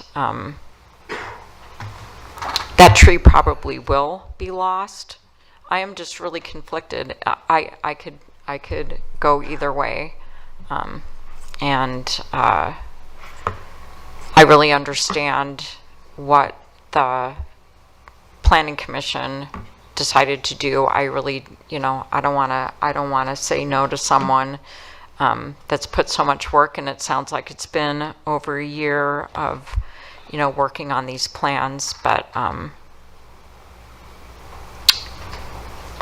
we hold other people to our tree ordinance. So I'm still really conflicted. I'm really not sure how I'm gonna vote. Other comments? Councilmember Foster Bolton. Yeah, this was hard. I like the whole idea. I mean, I wasn't around for the tree ordinance, but I like the whole idea of the root system mattering. It wouldn't be something that I would think offhand either, like whatever, roots. But it seems super important, and I like that part of it. So, you know, it isn't about one tree. It is about 5 trees to me. because the ordinance is saving, you know, there's one tree over, but we should also include the other trees that are going to be destroyed. But at the same time, it doesn't feel, I mean, I've been out to the site too, and I was like, you know, something has to be done. I mean, you know, it clearly needs to be taken down, and I frankly can't tell what trees would come down, and I mean, I was trying to figure out, but there's no way I can figure that out. So, and then to me, it does seem like the fact that you can't have a basement does seem unique and not the fault of the owner. But I'm not you know, I don't do this for a living, so that's just my gut feeling. And also that it doesn't seem, you know, it doesn't feel like, it feels like the owner has tried to figure it out. And so it doesn't feel like there's any sort of backhanded, you know, they really have put forth an effort to save it, the tree. And Ms. Thomas, I heard her say that it would be a significant structural change to make the adjustment to save this tree. And that to me seems significant. I mean, and a good reason to grant the variance. So I probably would lean toward granting the tree removal variance request. And I know that the staff has to operate under a certain, you know, constraints, and so that's why they recommend this. But I can, you know, that's where I would lean. Councilmember Romali? Thank you, Mayor. So I'm not going to repeat the comments that others have already said. I mean, I think I also have concerns about this, you know, the reason that we're talking about this for so long, and I know that may be frustrating for some people, is because there's a couple issues here, and that it is this fairness precedent that we may be setting. Despite all the difficulties and the issues and everything, the murkiness that has gone on in communications, is this something that is going to carry forward? And as Councilmember Shack, so I think, you know, for those watching at home, tuned in at home, all 5 of you, and you know, the folks sitting in the audience, there is a reason that we're kind of agonizing a bit over this, and we'll agonize over future projects, including one other tonight, I'm sure, as well. It is a large structure. It's doubling the floor space of the current house. So, you know, for me, that just kind of feels a little off.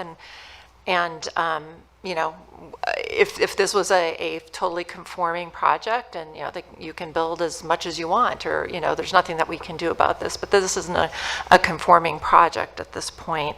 On the other hand, I also understand my husband's a project manager and designer in commercial real estate, and so I know, you know, how much redesign costs, especially at this stage.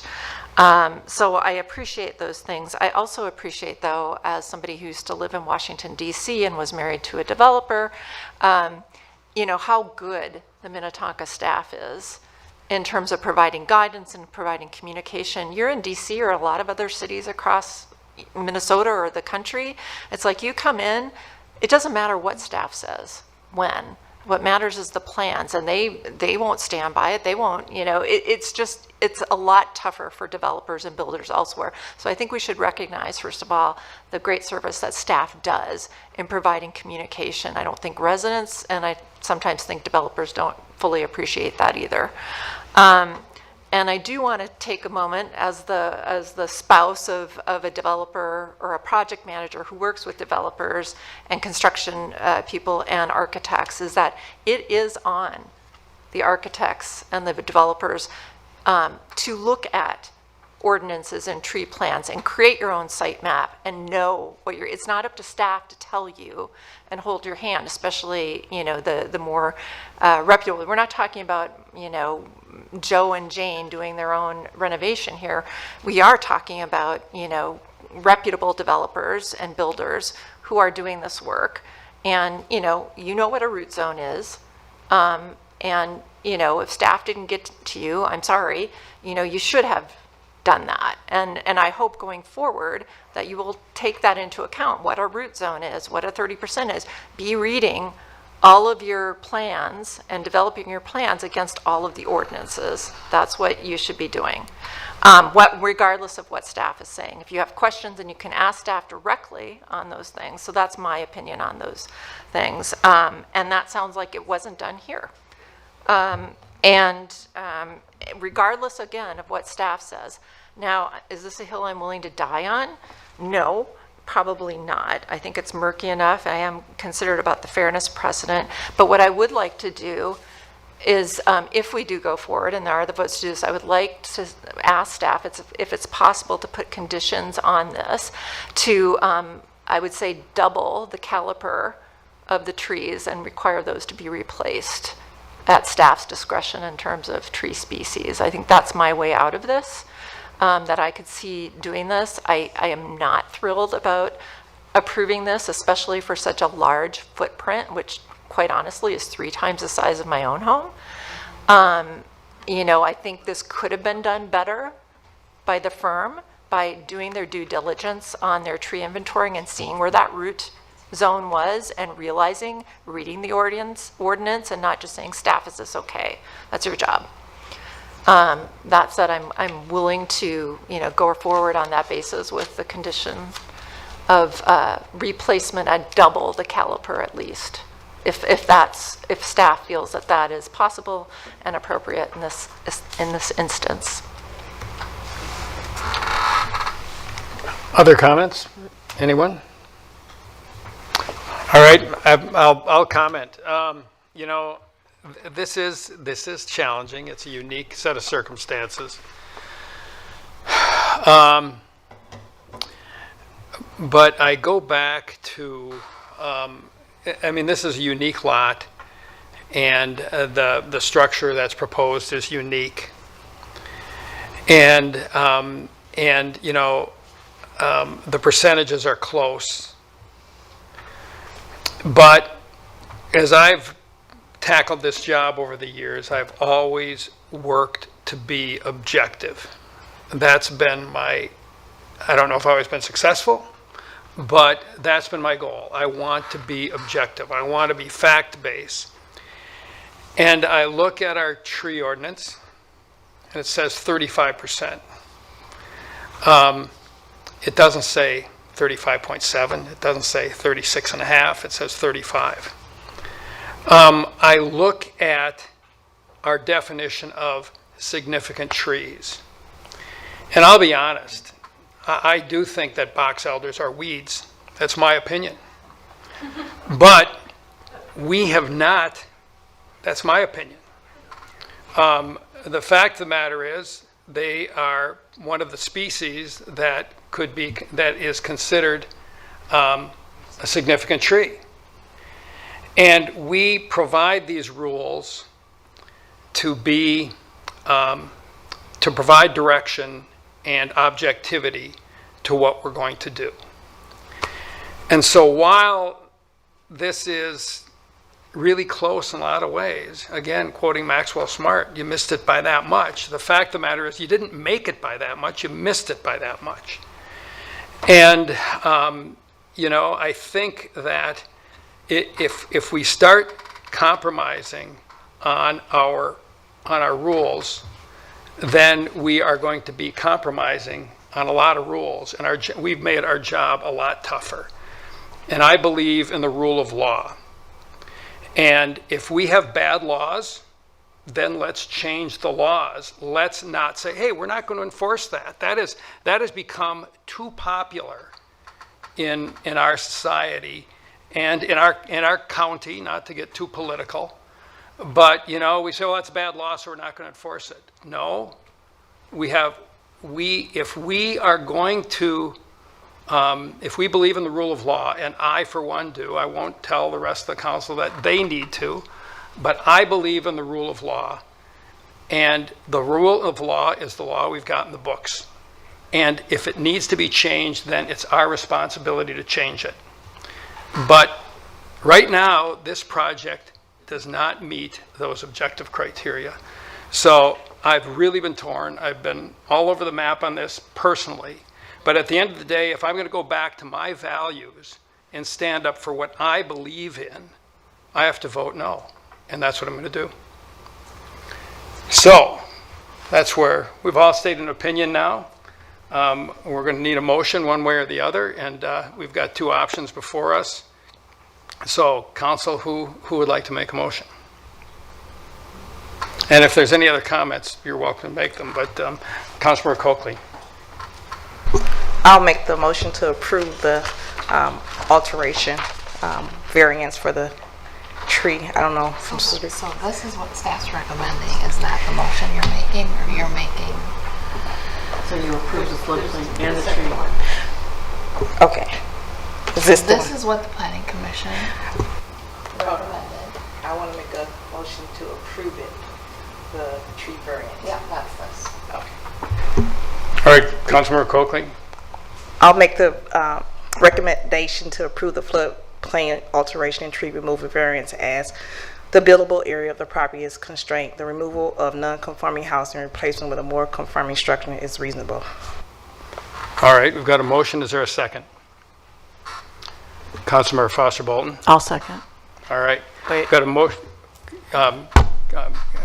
Ms. Wishnak or Ms. Thomas? I just want to remind the council the vote count on this is required to have 5 because it's a variance. So just a reminder when that Right. vote count comes through, depending on how it's done, we'll come back to this if it doesn't pass. Okay? Very good.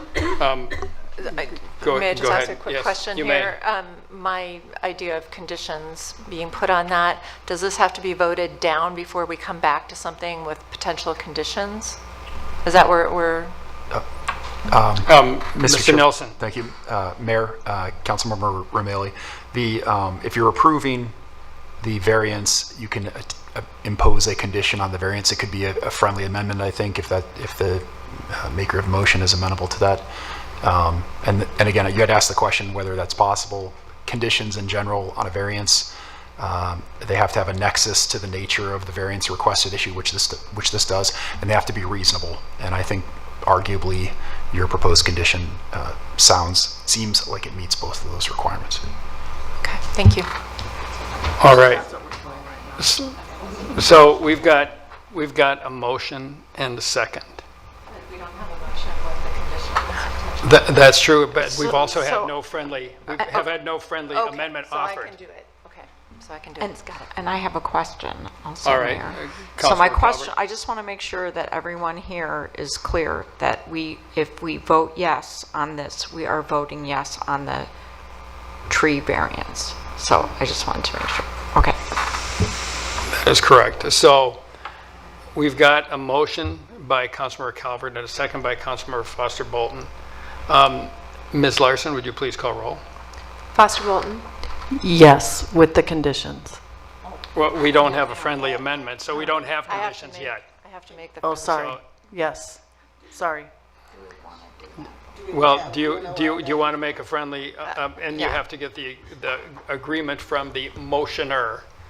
So, Okay, can I do that now? Councilmember O'Malley.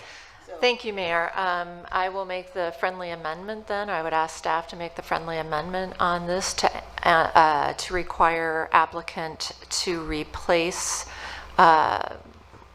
lost tree with 2 times the caliber of new trees at staff's discretion.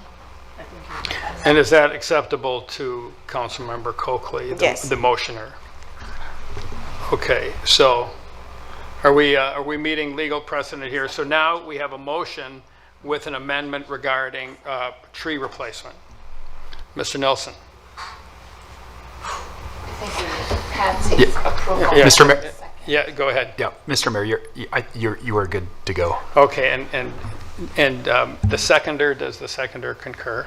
Yes. All right, so I think we've covered all of our bases. So, all right, Ms. Larson, now, as amended, we've got a motion and a second with Councilmember Calvert, Councilmember Coakley. I've got C's on both ends here, okay? Councilmember Coakley with a second by Councilmember Foster Bolton and a friendly amendment by Councilmember Romali. All right, we're gonna start over, and that's what we're voting on. And Ms. Larson, go ahead. From the top, From the top. Foster Bolton, Yes. Shack, Yes. Wilburn, Yes. Calvert, No. Romali, Yes. Coakley, Yes. Wearsome. No. So we have 5 votes, so motion carries. All right. Very good. Let's see, should we take a 5-minute break before we get into the next item? We'll take, 5 to 7 minute break. Thank you. You're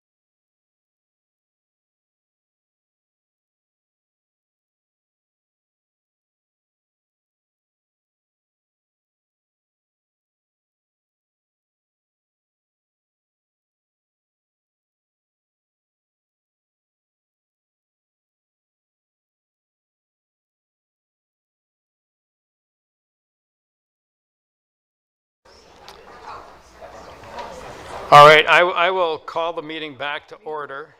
And we are through most of the agenda, but not most of the night, I think. So item 14B is items concerning Marsh Run 3, a rental apartment development at 11800 Wayzata Boulevard. And Ms. Thomas, I believe you have that report. Thank you again, Mayor and Council. Before I jump into the proposal that's before you tonight, I want to review a little bit of the history of the site and the area. Some council members will remember that back in 2019, the city reviewed and ultimately approved the Marsh Run redevelopment project, which we now call the Burke, on the east side of Fairfield Road.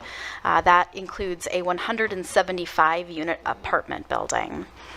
Then 4 years later, we jumped to the west, and in 2023 reviewed and approved, the council did, the Marsh Run 2 proposal, which is the 197-unit apartment building that we now refer to as the Vale.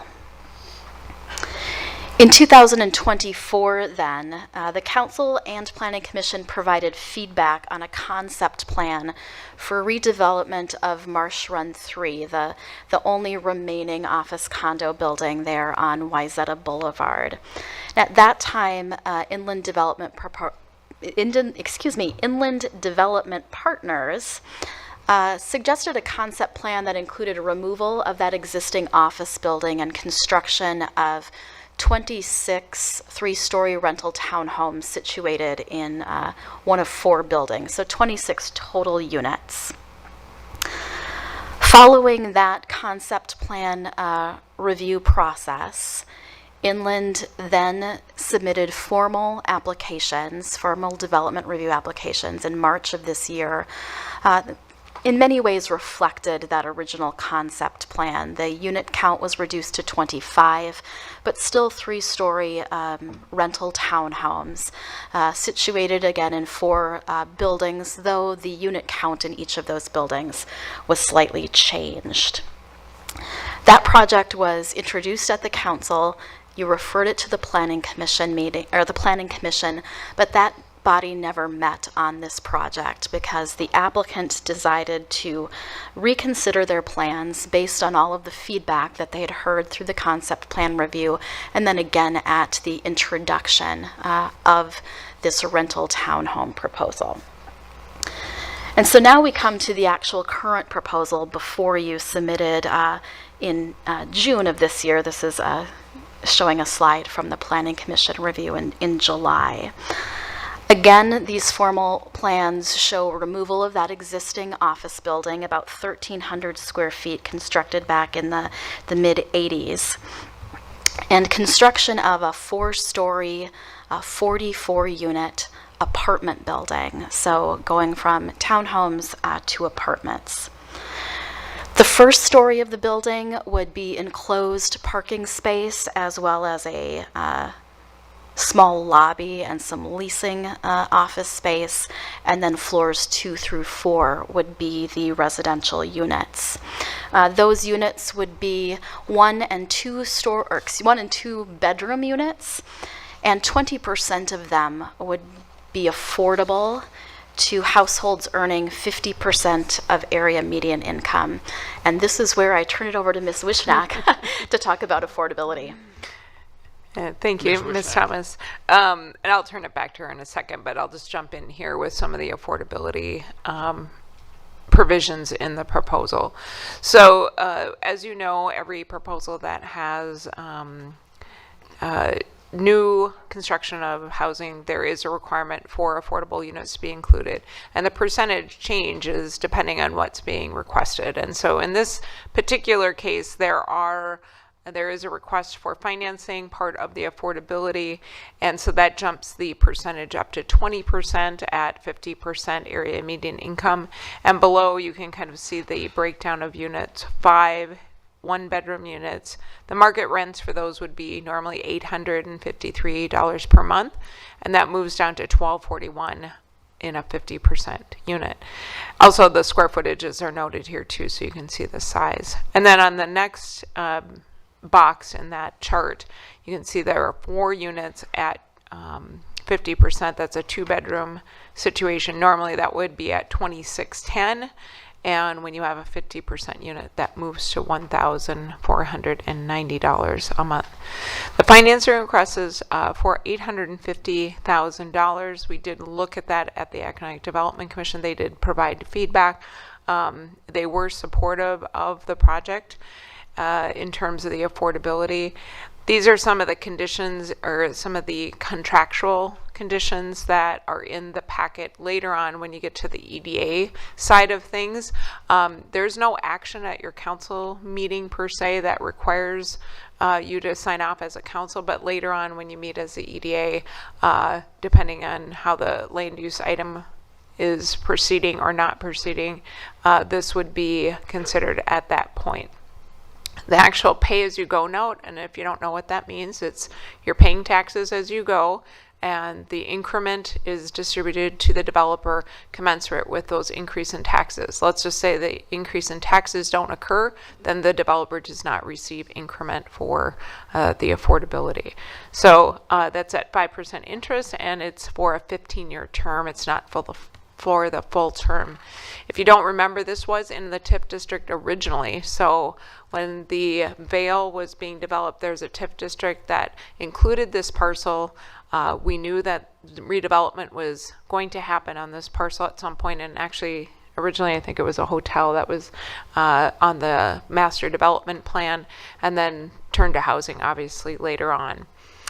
There are also some conditions in the contract that talk about the term of affordability has to be 30 years. They have to accept Section 8 vouchers if the person applying for those units has that Section 8 approval. They must provide a 90-day notice of sale to the city if they go through that. And then there's a property management covenant as well within that contract. This is just some of the specific feedback the EDAC provided. I'm not going to go into too much detail. If you have questions about that, we can talk more about that later on in the evening. And then we're going to turn it back to Susan, and she'll continue with the proposal. Thanks, Ms. Wishnock. So jumping back then into design, this again shows the layout of the main floor, which is again enclosed parking, and then 3 stories of residences above. To accommodate the building and the parking areas, both the enclosed area and then the northerly surface lot and the southerly surface lot that you see shown here on the right-hand side of your screen, earthwork would certainly occur. In general, 2 to 4 feet of fill would be added to areas of the property to raise grade above the floodplain areas, which are to the west side of the site. There's a small area of floodplain. It's a little bit difficult to see here. That would be filled about 3.1 cubic acres and recreated 3.6 cubic acres. This is a floodplain alteration level that staff can administratively approve, does not require council approval. It's a very low amount of floodplain alteration. New stormwater practices would be added to a site that currently has none. Those would include an underground facility to the north underneath the proposed parking area. And this earthwork and construction of the building would result in removal of 14 high priority trees and 1 significant tree. The proposal requires a master development plan approval, and then site and building plan review and approval with 2 expansion permits to floodplain setback and wetland setback. Expansion permits are required because although the proposal would not meet our current ordinance, the existing structure does not, and this is an improvement in both situations over the existing structure. The proposal also includes a front yard setback variance from 35 feet to 30 feet, and then a floor area ratio variance. The proposal has been reviewed by all members of the city's development review team. You'll recall at your tour you received a packet of information that talks about those team members. And so our recommendation is based on the collective discussion and consensus of that group. The first thing our group discussed and considered was whether or not the proposed high-density residential development or residential use of this site is appropriate, and we find that it is. Essentially, it just continues what has been a 30-plus year redevelopment of this northwest quadrant of Hopkins Crossroad and 394. You'll notice on the left-hand side of your screen an aerial photograph from 1988, before the redevelopment started. Over 60 single-family homes were removed and resulted in what we call the Boulevard Gardens Westridge Market redevelopment. Your staff report includes the whole history of this area, and I'm not going to go into that here. In staff's opinion, the use also reflects the comprehensive guide plan over the last two comprehensive guide plan cycles, which envisioned more intense or dense use of these sites. In 2023, all of the properties along Wayzata Boulevard, but for some existing high-density residential west of Ridgedale Drive, were actually guided commercial, which is a higher intensity use than the office use of the site. And then in 2024, the council approved the comprehensive guide plan, changing this site and others to mixed use, recognizing that a variety of uses may be appropriate for the site. Staff next considered traffic and parking.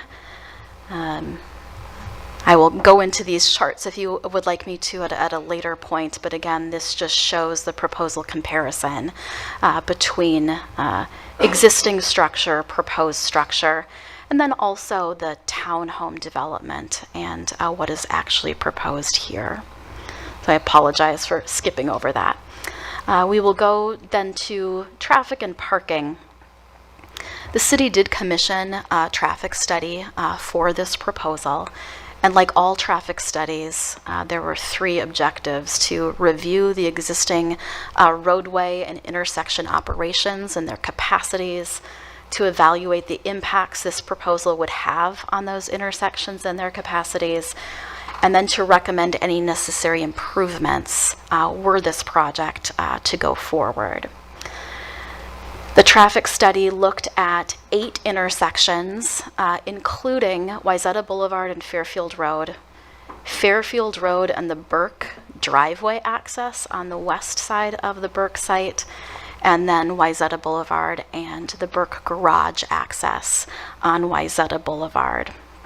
So those counts were taken, and then they were put into a traffic model along with some other assumptions. For example, and I should say all traffic models include assumptions about development that may occur in the area. So the assumptions here were that the actual counts from the Burke that were taken this year, traffic into and out of the Burke, those numbers were extrapolated and modeled for the Vale, assuming full occupancy of the Vale. The study also assumed full occupancy of the commercial areas in Westridge Market to the east. Staff wants a traffic study to assume a worst case scenario for traffic, and that's what this study did. The study found that the surrounding intersections operate at acceptable levels of service, A and B. There is one intersection that operates at a C level in the PM peak hour. That is the Hopkins Crossroad, Wayzata Boulevard intersection, so not in specific proximity to this. This proposal would generate a total of 200 daily vehicle trips.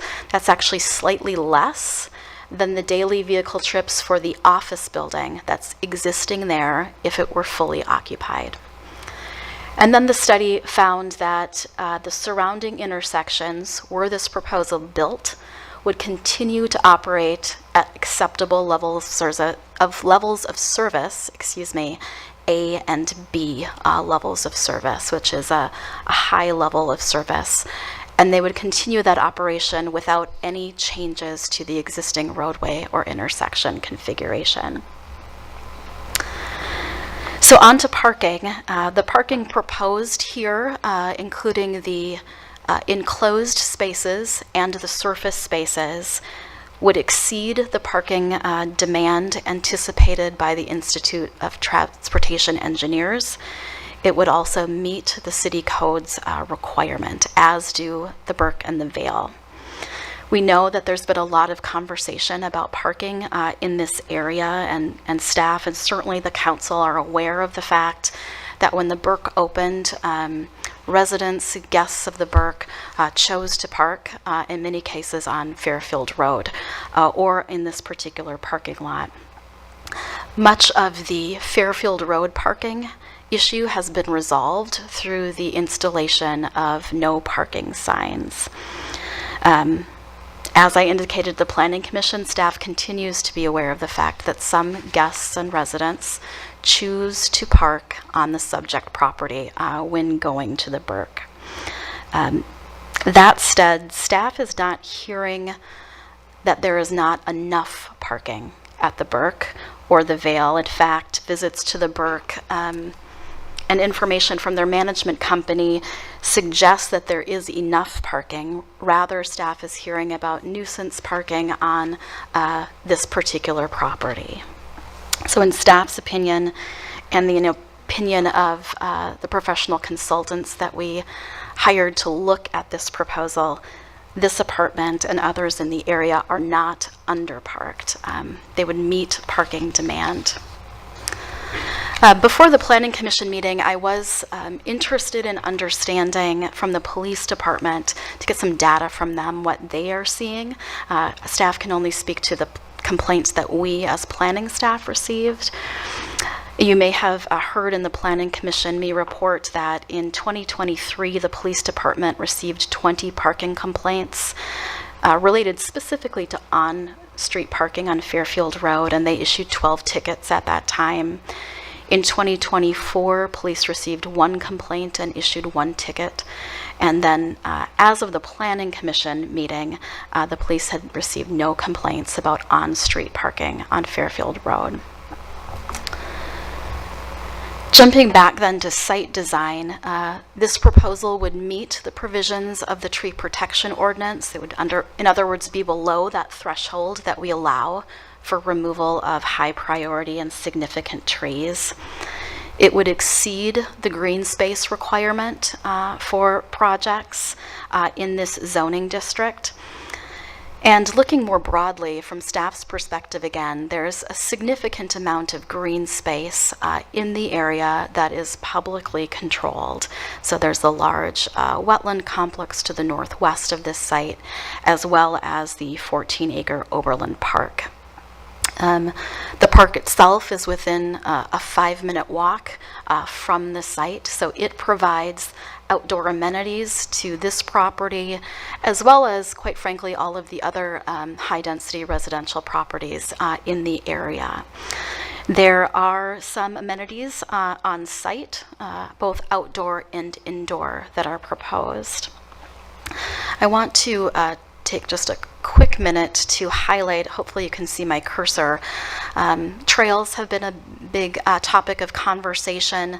The sidewalk that is along Fairfield Road, as well as the trails in Oberlin Park, are obviously public. Those are maintained by the city.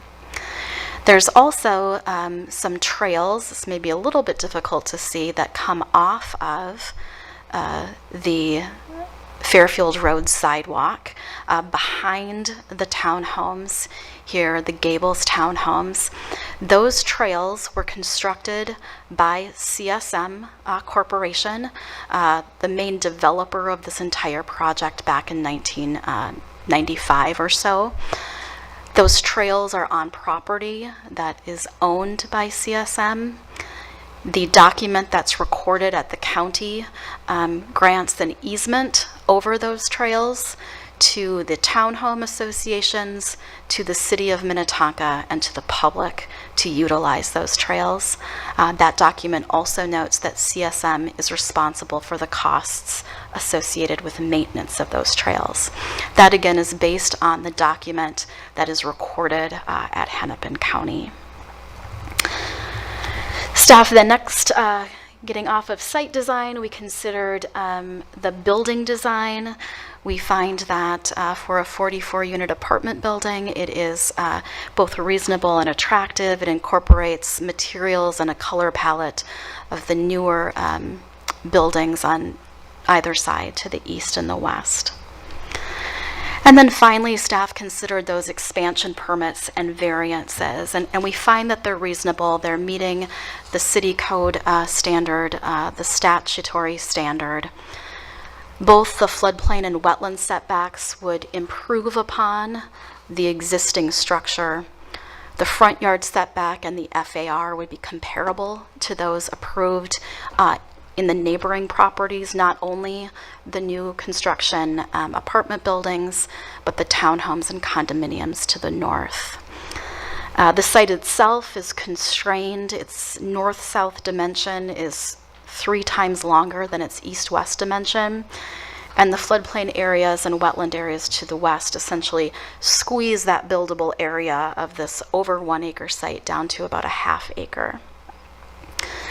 And then finally, staff believes that the expansion permits and variances would not themselves alter the character of the neighborhood. Rather, they would result in a development that is in fact more characteristic of the neighborhood than the existing office building. To conclude then, in the opinion of staff, the applicant's proposal is reasonable, it's appropriate. It would continue the redevelopment activities in this area and reflect the land use pattern that has already been established here. This chart has a lot of information. We can certainly go over it if you have questions, but it outlines the various densities, the floor area ratios, the setbacks that were approved, impervious surfaces that were approved, both for the new construction apartment buildings and the older townhomes and condominiums. We do understand and empathize with area residents who are frustrated by, fatigued by construction that has occurred in this area over the last 5 years. We also understand that redevelopment of this property is inevitable, whether it is in the short term or the more distant term, be it again this project or something else. So with that, we do recommend approval of this project with the various conditions that are included in your staff drafted resolution. With that, I would turn it back to the mayor. Thank you, Ms. Thomas. Appreciate the presentation, and I'll look to council to see if you have any questions regarding the staff report.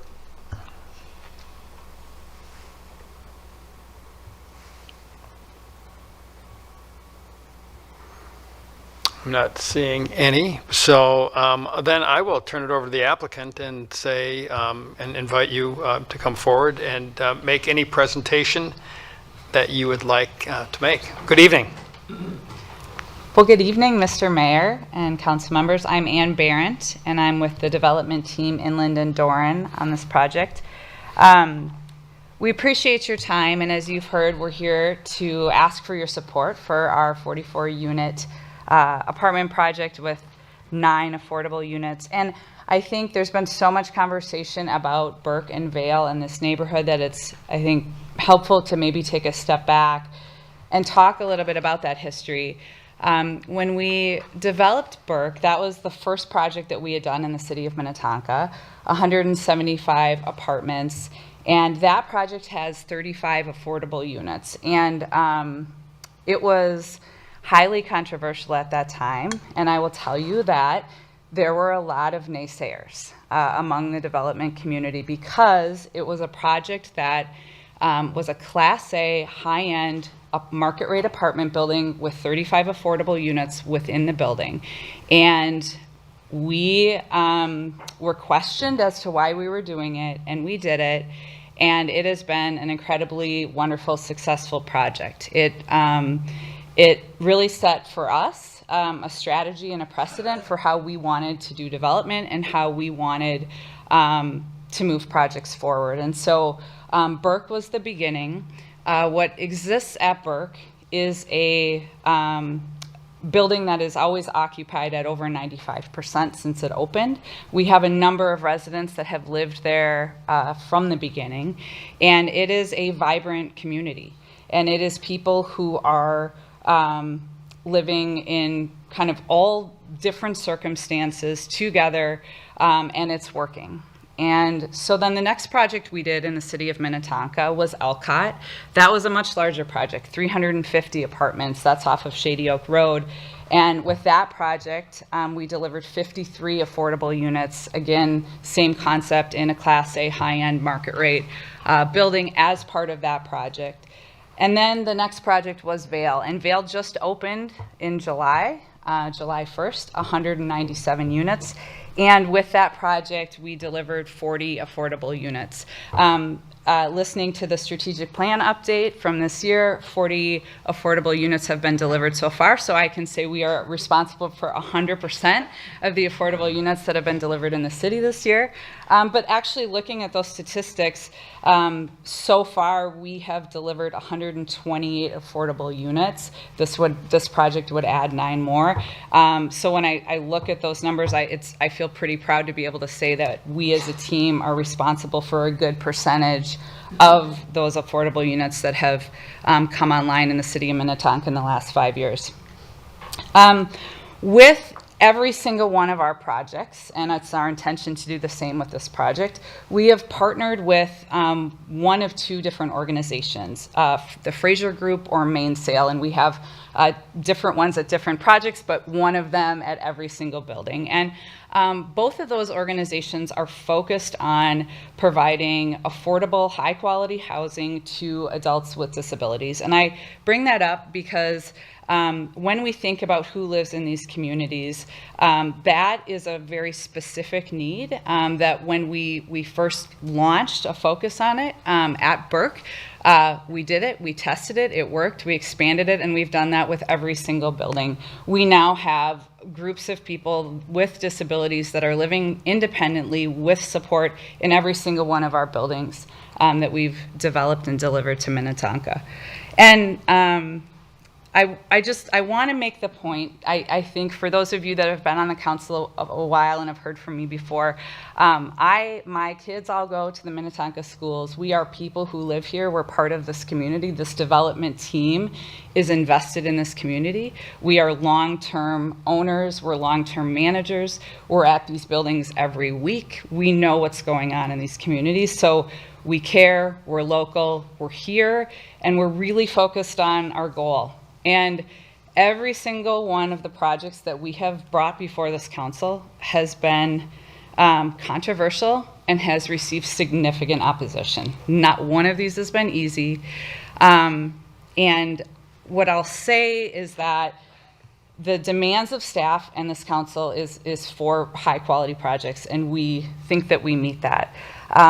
It is very difficult to figure out how to combat just a perception that there's housing isn't needed.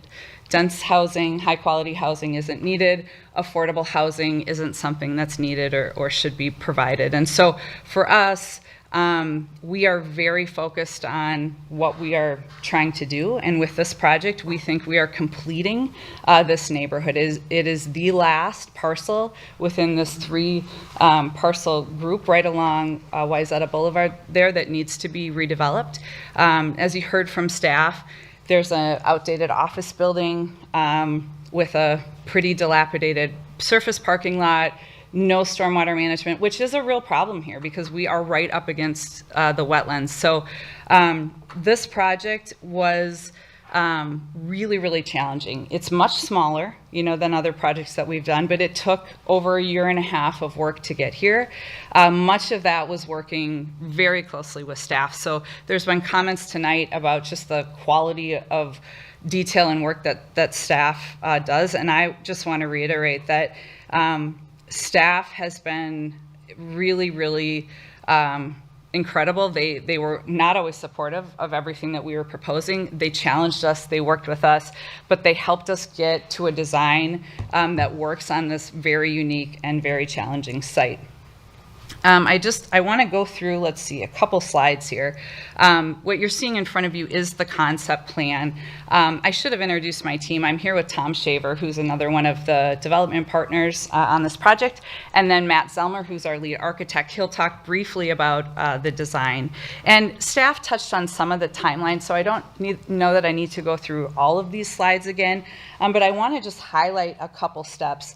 About a year and a half ago, we started talking to staff about the design, and you see the iteration here of the different versions, but we were really focused on doing a townhome project to try to kind of mirror what was already happening in the neighborhood.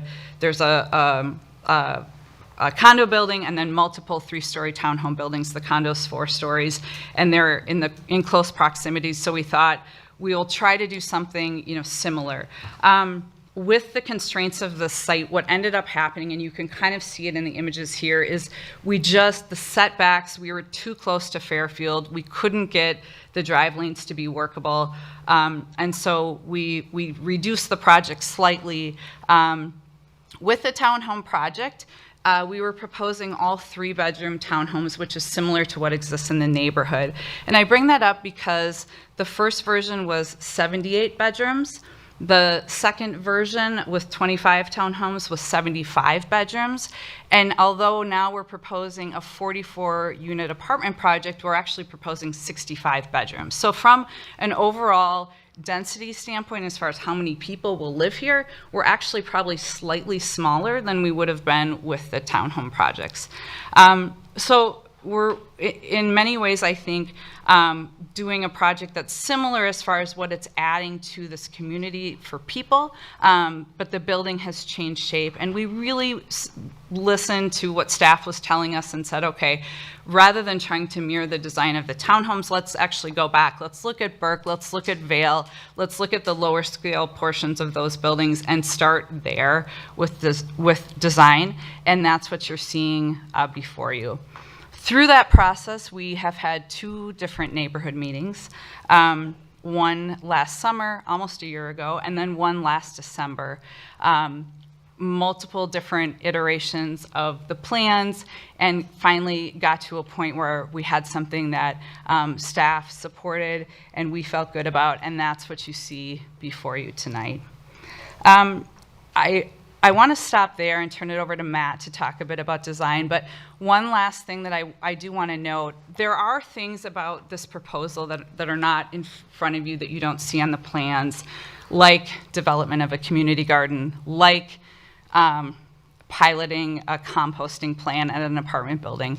The idea with this building, because it's much smaller, but it still has all of the building systems that exist in the other communities that we manage in town, it is going to be a pilot project for things like that, a place for us to test, to see how things work before we implement it on a scale of 200 plus apartments. So I do just want to note that, because as you think about some of the things that you'll hear from Matt as far as building design, our intention is that this becomes a place, where some of those things are able to be tested and then hopefully implemented at large through the rest of our apartments. So I will turn it over to Matt Zelmer, and I will stand for questions. Thanks.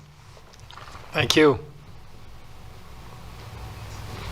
Good evening, welcome.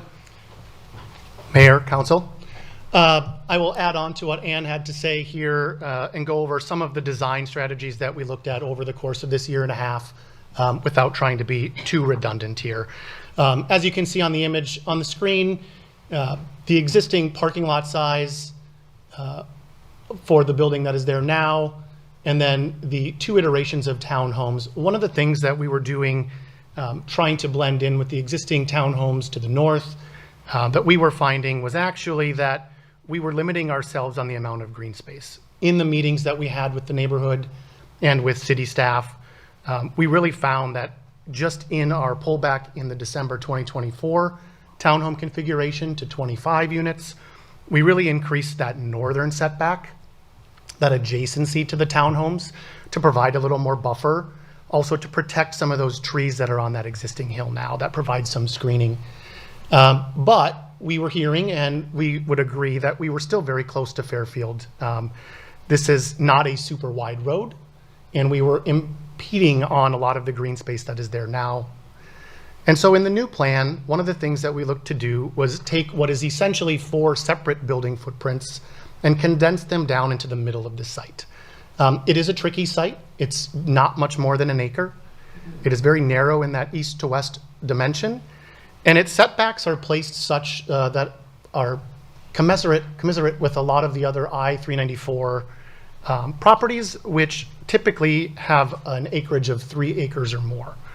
So this being the kind of last site, the infill site pinned in between Fairfield and the wetlands, we wanted to give obviously all of the priority to the setbacks against the wetland, and then seek to create more green space, reinstitute trees along the boulevard on Fairview, and then provide some surface parking in addition to interior parking. So design-wise, as Ann had mentioned, we looked from a stylistic standpoint to kind of be between what we did at Vale and what we did at Burke, to really make it come together as 3 buildings in a community and not stand out. And then from a size and scale standpoint, do we have a slide? You can keep going. These are all the individual iterations to see how the changes were happening. And then that's the current. And then if you go one more, what we did was put together kind of a section analysis just to kind of show height-wise what this building is moving from 3-story townhomes to a 4-story multifamily building. On the top, what you can see is Burke's size as a building, and in a lot of the feedback that we had during the design process with the city and the neighborhood was actually to step it down from what on the south side is a 5-story wood building sitting on a 1-story above grade podium, and step down to 3 as we move to the north against the townhomes. And so what we've done with the proposed building here on the Marsh Run 3 site is, rather than go to that 5-story and step down to 3 on the north, we've cut it down to 3 stories of wood on 1 story of podium, kind of the whole way to help bring down that scale. And so what you can see here is we've moved from what was in that first design being very close to the northern property line. We've stepped back very far in the second iteration, and now here we're around 70 feet to the south of that property line, doing what we can to maintain that tree buffer and get some separation both visually and just physically in space from those neighbors. So height-wise, we have a very similar height to what the Burke is and a very similar distance away from those existing townhomes. And with that, I will yield back. Ann, did you have anything to add? Nope. Great. Thank you. Thank you. So, council, let's see. Any questions for the applicant, council? We're letting you off the hook. That sounds pretty good. Actually, I think. Go ahead. Can you explain Councilmember Foster Bolton, go ahead. Sorry. Yep, you're good. Can you explain step downs again? I mean, I don't get it. Sure. On the Burke building, I don't know if we have an image in the slide, but the south edge of Burke along Minnetonka Boulevard is actually a 5-story wood building sitting on 1 story above grade of parking garage. And then as that building transitions to that wing that's along the north, you can kind of see there, it actually steps down 2 levels or reduces 2 levels in height of what the wood building and units are. So what we're doing is acknowledging that, potential shadow lines and looming over the neighboring townhomes, that we should do a reduction there in the total height of the building. So it's not the same building. It's the same building. This is 2. Can you put it back to that? Oh, sorry. Thank you. And we can zoom in. Just This is two stories. And then it's here, but this is all, it's the same building. It's just Yep. And just to add a little color to that, because some of us were here when that occurred, that was part of the conversation. I believe that the original design was not there, and after the give and take, the decision was made to change the design so that it would step down closer to the neighboring townhomes, and the taller portion of the building would be along 394. So that's the step down, I believe. All right, any council, any other questions? Councilmember Shack. I have a question related to something that might come up later, and so maybe you can research it. But do you happen to know how long the trail is, the dog walking trail around? Is that like a quarter mile or?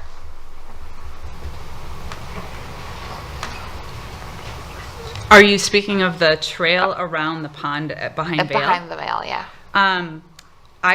We can research it and try to get an answer to you. I think probably a quarter to a third of a mile is a pretty good guesstimate. Visually, it might be actually a little bit longer than that. I mean, you can see it in yellow here on the map. So, you know, for those of you that are familiar with this area, yeah, I don't know if we have a zoom out where we could see it relative to the park. That might be a helpful reference point, but definitely less than a mile. Thank you, Councilmember Gramele, excuse me. Thank you. Can I ask, something came up to me for staff rather than the applicant, or do we have to wait on that? Well, go ahead. We'll try and get this done. Yeah. Go ahead. Yeah, thank you. Sorry, I'm remembering this late.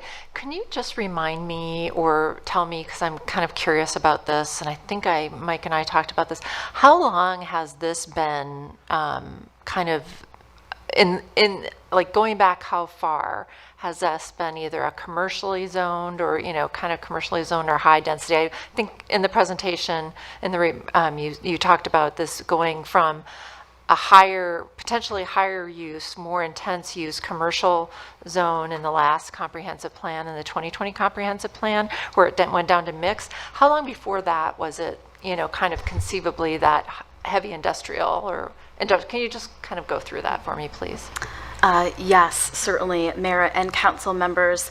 The property, what you're seeing here is the 2030 comprehensive guide plan, which would have been completed in 2009. Okay.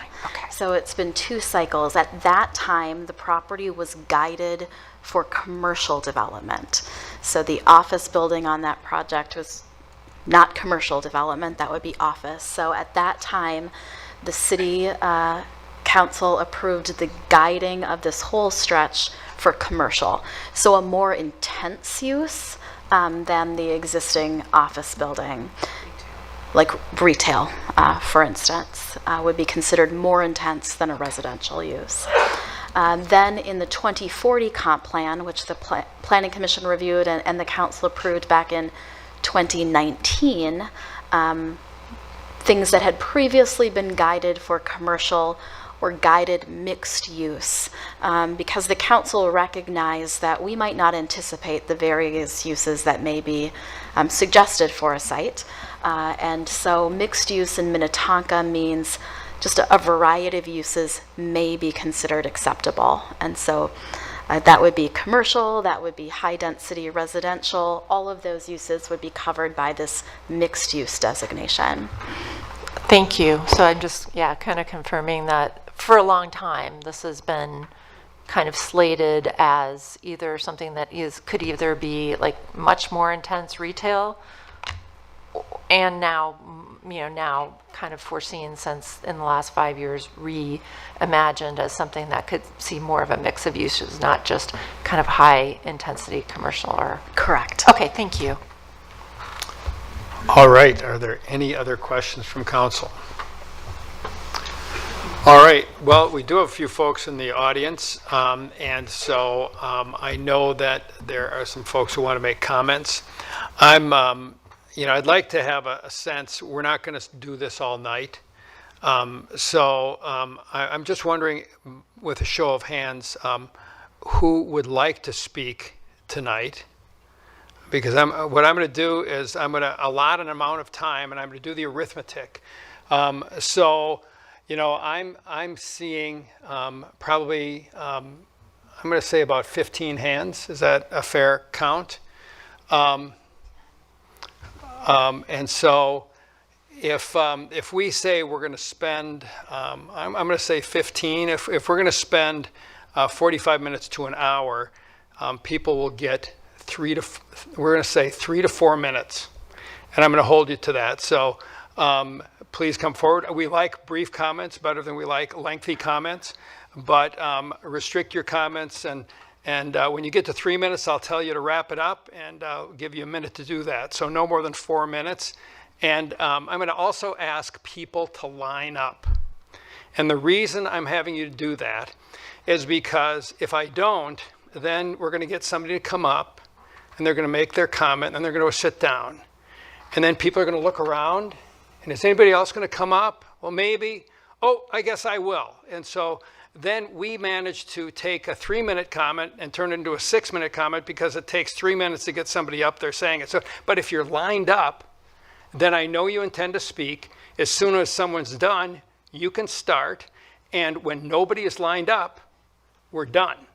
And the public hearing will finish. So I want to be respectful to everyone, but I also want to be mindful of time. A lot of what, we watch the Planning Commission. We've read the comments that have come in. We care about what you have to say, but we're not going to be here till midnight. So that's what we're going to do. We're going to target no more than an hour for comments, and if we can wrap it up more quickly than that, we will. So, and I've got my handy dandy iPhone here, and I'm going to just set the timer, and I will let you know when you've used your 3 minutes, and ask you to wrap it up within 60 seconds after that. So, Mayor, you spent an hour and a half on it. Ma'am, you are out of order, and I'll tell you what. If you have a comment, come forward, state your name and address. And I make the rules in this room, and I just made them. So if you want to speak, come forward and state your name and address and follow the rules. And if you don't want to follow the rules, you can leave. So please, anyone who'd like to speak, come forward and state your name and address. I'm Amanda Valla, and I live at 11700 Wayzata Boulevard. This is my mother, Lisa. Welcome. Thank you. Thank you, Mayor and council members. My name is Lisa Valla, and I am the parent and legal guardian of Amanda.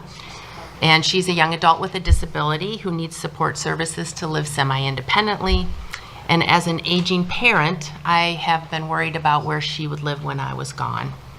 She has lived her dream for the past 4.5 years at the Burke Apartments, which are located across from the Marsh Run 3.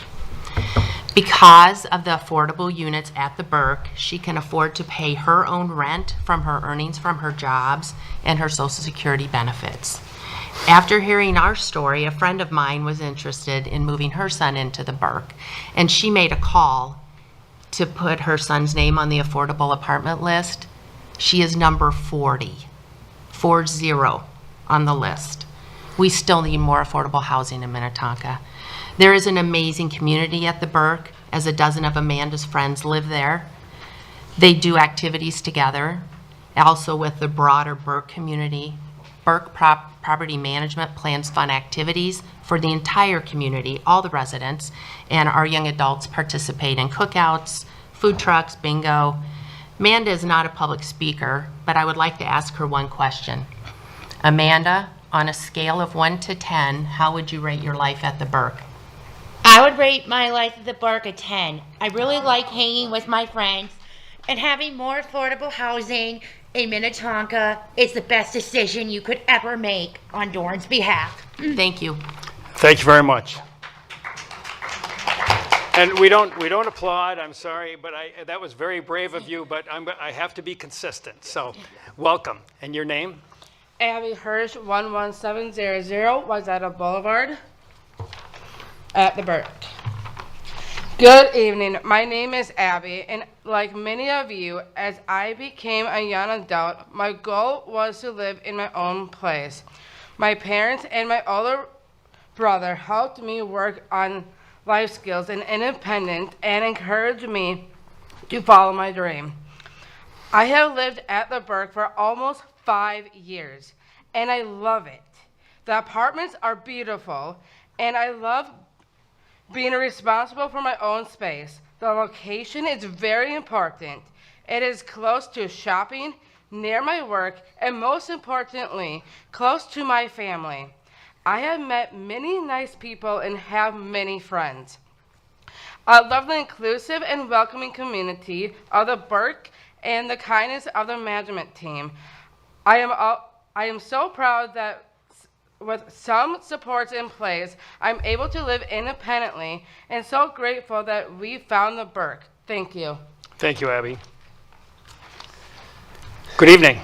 Good evening. My name is Mike Israel. I live at 11700 Wayzata Boulevard, aka the Burke. I'm in one of the units that overlooks the monstrosity of an office building, which hopefully will be torn down soon. The reason I'm here, though, is that my roommate is my 28-year-old daughter, who is also developmentally disabled. We're in one of the market rate units, but all of her friends that she's come to gain since we moved there 3 years ago are part of this community of developmentally disabled adults. And I will say that having lived there 3 years and seeing how this community functions, I think it's an absolute gem of a community. I'm waiting for one of the TV stations to do a news story about it, because the way that that these residents and the other residents live together and play together and respect each other is something that I think is just is wonderful. And anything that will provide more of this type of housing, I think is something that should be resolutely supported. So thank you. Thank you, Mr. Israel. Good evening. Hi. My name is Janice Scott, and I live in the Bay Hill condominiums, which are past the townhome community, and I've lived there since the building was built. I owned a cabinet shop for 25 years and was a member of the Builder Association. The condominium building was built by a builder who actually was awarded the Trillium Award for architecture. It's beautiful. We put a lot of money into our property. We have a full-time maintenance person that we pay to be on site, and our homeowners pay for that person. We maintain 2 ponds that are actually part of Minnetonka's property, but we maintain and pay for that. We are finding that we are being intruded by apartment occupants. Our property is used for dog walking, all kinds of things that actually impede our standard of living that we've established there. I've listened to the comments about the quality of the apartments, and if I didn't live in the community, I would think, oh, that sounds wonderful. I view, having been a part of the Builder Association, I view them as looking low quality. They're boxes, they're metal patios hanging from cables. I totally disagree with calling that high quality. I feel it has stepped down the quality of our condominiums, quite frankly. Thank you for your comments. Thank you. Good evening. Hi, Mayor and Council. I'm Sandra Larson. I'm the former president of the Bay Hill Association. Janice is the president today. So I'm not here in any official capacity, but just we all got pretty excited when we saw what was coming, and we got involved with getting a petition. So we have 68 units in Bay Hill, and we have something like 65 people signed saying they were really upset about this proposal. So they're not all here tonight, but I think you see the petitions that we had sent. But I would like to start by just saying that I've been in this neighborhood for 25 years. I was so excited to move into this area, and one reason I moved here was because it was a design community with affordable housing. We have an apartment up the street from us that is totally affordable housing, and I didn't want to move a place that was just one income. I wanted to move a place. So this idea that Minnetonka needs more affordable housing, I go with that, and I'm for that. But I'm just saying, if you look at Bay Hill, has 68 units. I don't know how many people, but 68 units. We have 129 townhouses in many acres, and now that's 200 approximately. We now have 400 units added to us. I mean, that's kind of a shock to the community to get that many units in a very small place at the end of the street. And if you look at Fairfield Road, you see it's narrow, there's no shoulders, there's only sidewalk on one side, there's no crosswalks, except up by Oberlin Park. So it's been, and the Burke has been a real problem in terms of parking. I do think it has improved, but there's been a lot of calls and a lot of complaints to the police. There's a lot of UPS trucks, there's lawn care people. So there's always activity there, and it is busy. And I find in that, where they have the offices there, I think there's someone working there. Maybe Duran is working there. I don't know. One office that seems to be busy. But on Sunday night, there were 9 cars parked there. Where are they going to park? I think they're all Burke people. We don't yet know what the impact of all this is going to be. Would we have a double the problem we had before? So I'm really concerned that now we're going to put 44 more units, that's not very good.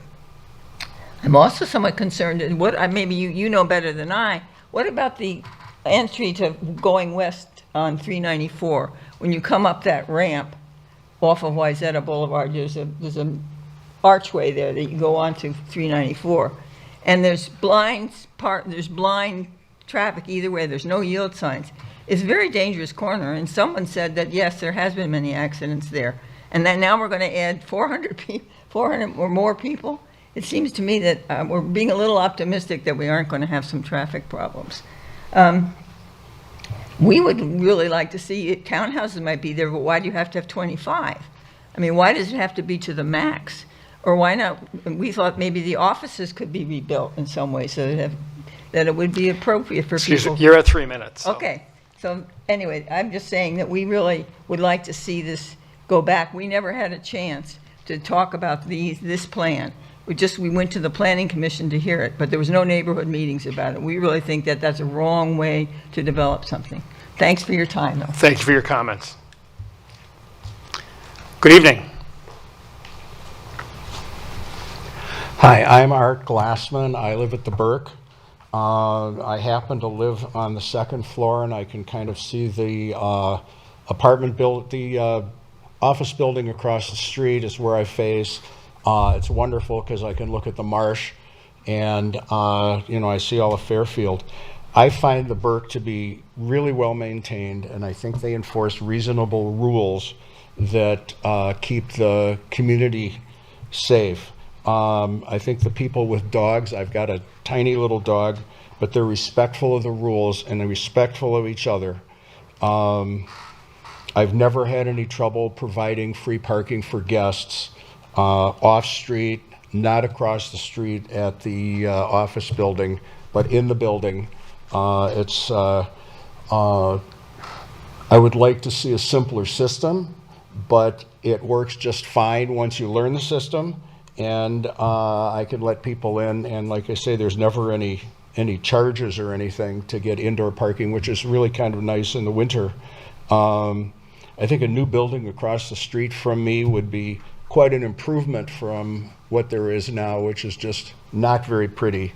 And I'm again very thankful that I can look at the marsh part and kind of black that out. As far as traffic is concerned, when they were talking about the Vale and more traffic, and I can see the intersection of Fairfield and the Wayzata Boulevard service road, and I've never seen cars backed up there, ever. So, you know, I have heard rumors about, well, there's so much traffic, and I understand there's more traffic than if there were no buildings there, but there just really isn't much of a problem. Thank you. Thank you, Mr. Glassman. Good evening.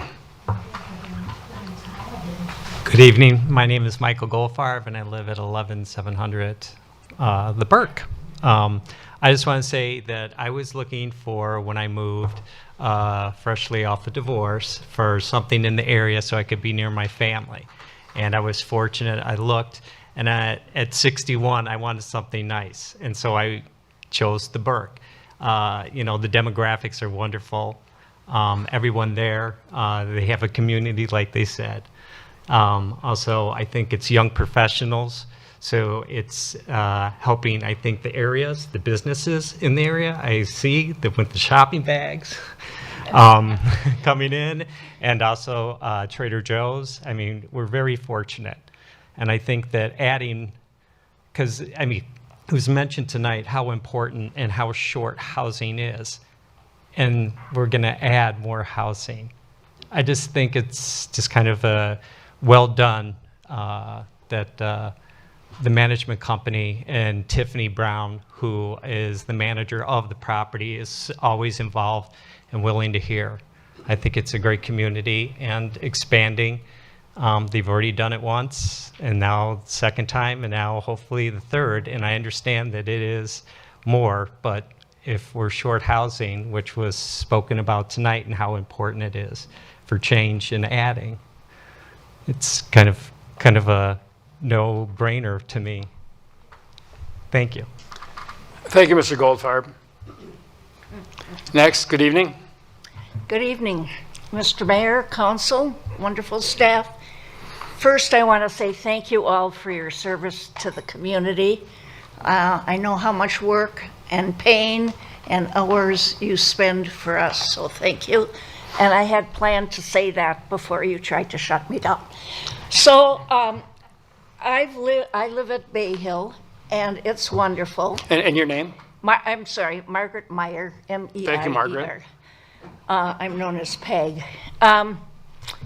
So Bay Hill is great, and the area is great. And I have been here when you were planning the Burke, and when you were planning the, what's the name of the new, Vale, thank you very much. And I just wonder, I have an understanding of urban planning. It's been a while since I was in college, but I get the basic concept. You want to have a lot of people in one area with service to match. But I wonder if you aren't going too far.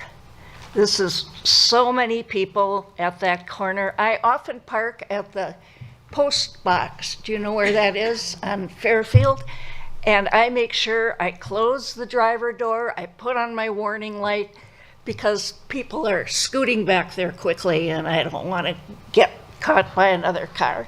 It's just so busy. And I hope the staff has made that clear to you. It's a really busy area. We have enough. Thank you. Thank you. Good evening. Good evening. My name's Deb, and I'm representing my son Ian, who lives at the Burke. He's not here with me because he's at home in his apartment at the Burke, safe and sound, enjoying his apartment. And he has Down syndrome. And he's lived there for 3 years, and it's the most incredible place for Ian to be. He would never be able to afford his own house. He'd be living with me or in a group home, which at age 31, he does not want to live with me. Affordable housing, if we did not have these units, he would not be there. He would not be able to afford it because he doesn't make a living like many people do. It's a beautiful building. It's well maintained. The staff are wonderful, and it's safe. and you walk around outside and the lighting and the gardening and the way it is, it's high quality living, and it's like a dream come true for my son. I couldn't imagine him having to move into an apartment that he, like inner city living, you know, if he were not able to have affordable housing in this apartment, where else would he be living? So I just think it's a wonderful plan that they're creating another experience with more affordable housing in that space across the street. Thank you, Deb. And what's your son's name? Oh, his name's Ian. Ian, Ian thank you. Dischinger, yeah. All And, right. yeah, friends. Thank His you friends for- are here. Thank you for your comments. Thank you. Good evening. Good evening, Mayor Worsham and council members. My name is Ann Carpenter Kay. I live at 5120 Lee Way off Williston Road near Glen Lake, Ward 4, represented by Councilmember Coakley. I've lived at Lee Way on that street for 44 years. And in addition, our family has owned Marsh Run for 35 years. I first want to say I love Minnetonka. I've been here over 4 decades, and I've benefited from excellent leadership and management of this city. I'm proud that we've kept our AAA bond rating all these years, and that we have high citizen approval. I love biking the trails. I work out at Club Williston and now the Marsh. It's kind of funny, the Marsh, yeah. I am thrilled that the city has so brilliantly crafted an environment to keep Ridgedale Mall and surrounding businesses alive and viable while other malls have failed. It's a brilliant plan. A friend of mine just moved into the Avador, and she loves having a park right outside her door. So I come before you tonight to express my support for the 44-unit apartment building and also to recognize that the hard work that's gone into creating this vision by both the developer and the city staff. City staff recommends the approval of this project, and I support the staff recommendation. 8 years ago, prior to selling our first building, we met with city staff and we discussed the needs of Minnetonka. That process led to the Burke, 175 apartments and very importantly, 35 affordable units. Currently, it's about 95%, someone else already talked about that, leased. That's pretty amazing to me.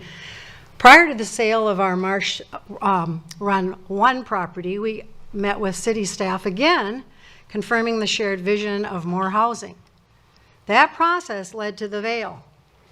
197 apartments and 40 more affordable units. Not only is the building lovely, it was completed months ahead of schedule. At the open house a couple weeks ago, I found out that just 1 month after opening, it was already 52% leased. Apartments on 394 near Ridgedale are in demand. The last piece, Marsh Run 3, will add, after 35 years, will add 44 new Minnetonka residences and 9 more affordable units. This building will complete the Marsh Run project that we've worked hard to develop with Minnetonka staff right by our side, with a beautiful, well-constructed building. It will fit well between the Burke and the Vale. It will contribute revenue to the city. It'll keep the Ridgedale area and businesses thriving. It'll address the demand for more rental housing, and lastly, contribute to the grand total of 84 affordable units combined between all these 3 new buildings. Thank you to city staff for your work and your expertise. I ask the mayor and council members to approve this project. Thank you. Thank you, Ms. Carpenter, and you did really well. It was 3 minutes right on the button. All right. Good evening. Hi. Karen Ritzema, we live in the Vale. We just moved. We moved from another affordable housing to this one. And speaking as someone who's senior, we've encountered many seniors who are limited on income. And these are wonderful apartments compared to where we came from. So well done, and please support this. Thank you. Good evening. Good evening. My name is Sarah Maloney. I live at 705 Fairfield Circle. I'm in the Gables of West Ridge, which is directly north of the Burke. One thing that hasn't been stated by city staff is that the Planning Commission did recommend this project be denied. I spoke at the Planning Commission meeting, as did a couple of my neighbors, and our main issue is parking. There is not enough parking in this area. The Vale was approved on the condition that this office lot would be used for overflow parking. It is still used. We drive by it all the time and see a lot of cars there. I think the minimum I see is maybe 6, but there's often 10, as many as 20 there at different times. People still park on Fairfield Road, even with this office lot. It's unrealistic to think that anything's going to change. Fairfield Road is very narrow. There's one sidewalk on one side. People bike on the sidewalk because Fairfield Road has become so busy. Cars drive at very high speeds. Wayzata Boulevard has very high traffic too. Something needs to change on Wayzata Boulevard. We need to calm the traffic down there somehow. There are a lot of seniors that live in the neighborhood, and they've had particular issues with crossing Fairfield Road to get over to the sidewalk. It's really been a burden to us to ask us to call the police every time somebody parks on Fairfield Road. I think that's wrong to say that just because there aren't a lot of police reports on it, we just don't do it. I don't have time. I don't want to. A lot of people don't want to. It's up to the management company apparently to enforce. And that's just unrealistic as well. A management company is not going to be able to enforce parking on Fairfield Road. I don't really know what else I can say. It's just that all these studies that we rely on, they haven't worked out for us. The traffic studies saying that parking is going to go back and they're going to park in the underground parking stalls at the Burke, I have no confidence that's going to happen. We need to have the Vale open a little bit longer before we develop this property, and we need to reduce the density. Our neighborhood should not have to have this much density in one area. The only public parking is, well, it's nowhere. It's in the shopping center, or people park in our private stalls. So I just ask that you take the Planning Commission's recommendation and not approve this project. Thank you. Thank you, Ms. Maloney. My turn. Good evening. I'm not sure if it's your turn. Go ahead. My name is Joel Anderson. I am fairly new to the Burke. My wife and I have lived all over the city, from Woodbury to, I'm an architect, so I've had way too many houses, too many condos, too many. We decided to downsize. We're in our 70s now. I love the Burke. I think it is a very nice project. I mean, I've worked with this kind of stuff my whole career, and it's well maintained in nice materials. And I think the diversity part, we did not want to be with just seniors, because that is not life. I love having the diversity of all these great people, and down the hall, and little children, and grown-ups that have their own apartment, and I can't say enough about it. It's a great project, and it sounds like it's on a good track. So I don't think it's a mistake. I think it's been well planned. I mean, I planned this stuff myself. It's been well done, and so I'm all for it. Thank you, Mr. Anderson. Good evening. Good evening. My name is Pam Lewis. I live at Fairfield Court. I had fully intended not to say anything tonight because I said so much at planning. A couple things, though, that I will just try to say in summary. This land is approved for a variety of uses, and there are a variety of uses that would be so much easier for us as a neighborhood to absorb at this point. anything commercial, anything office, a medical building, a coffee shop would still leave overflow parking available in this lot. A couple big things were not said at all tonight. Sarah just briefly mentioned, after really listening to us a lot, planning voted not to approve this, and that wasn't mentioned in the summary. The other thing that's not been brought up at all is the expectations set by Burke and Vail about this lot as overflow parking. I'm not here to talk against the Vail, but I also think this meeting isn't a commercial for the Vail.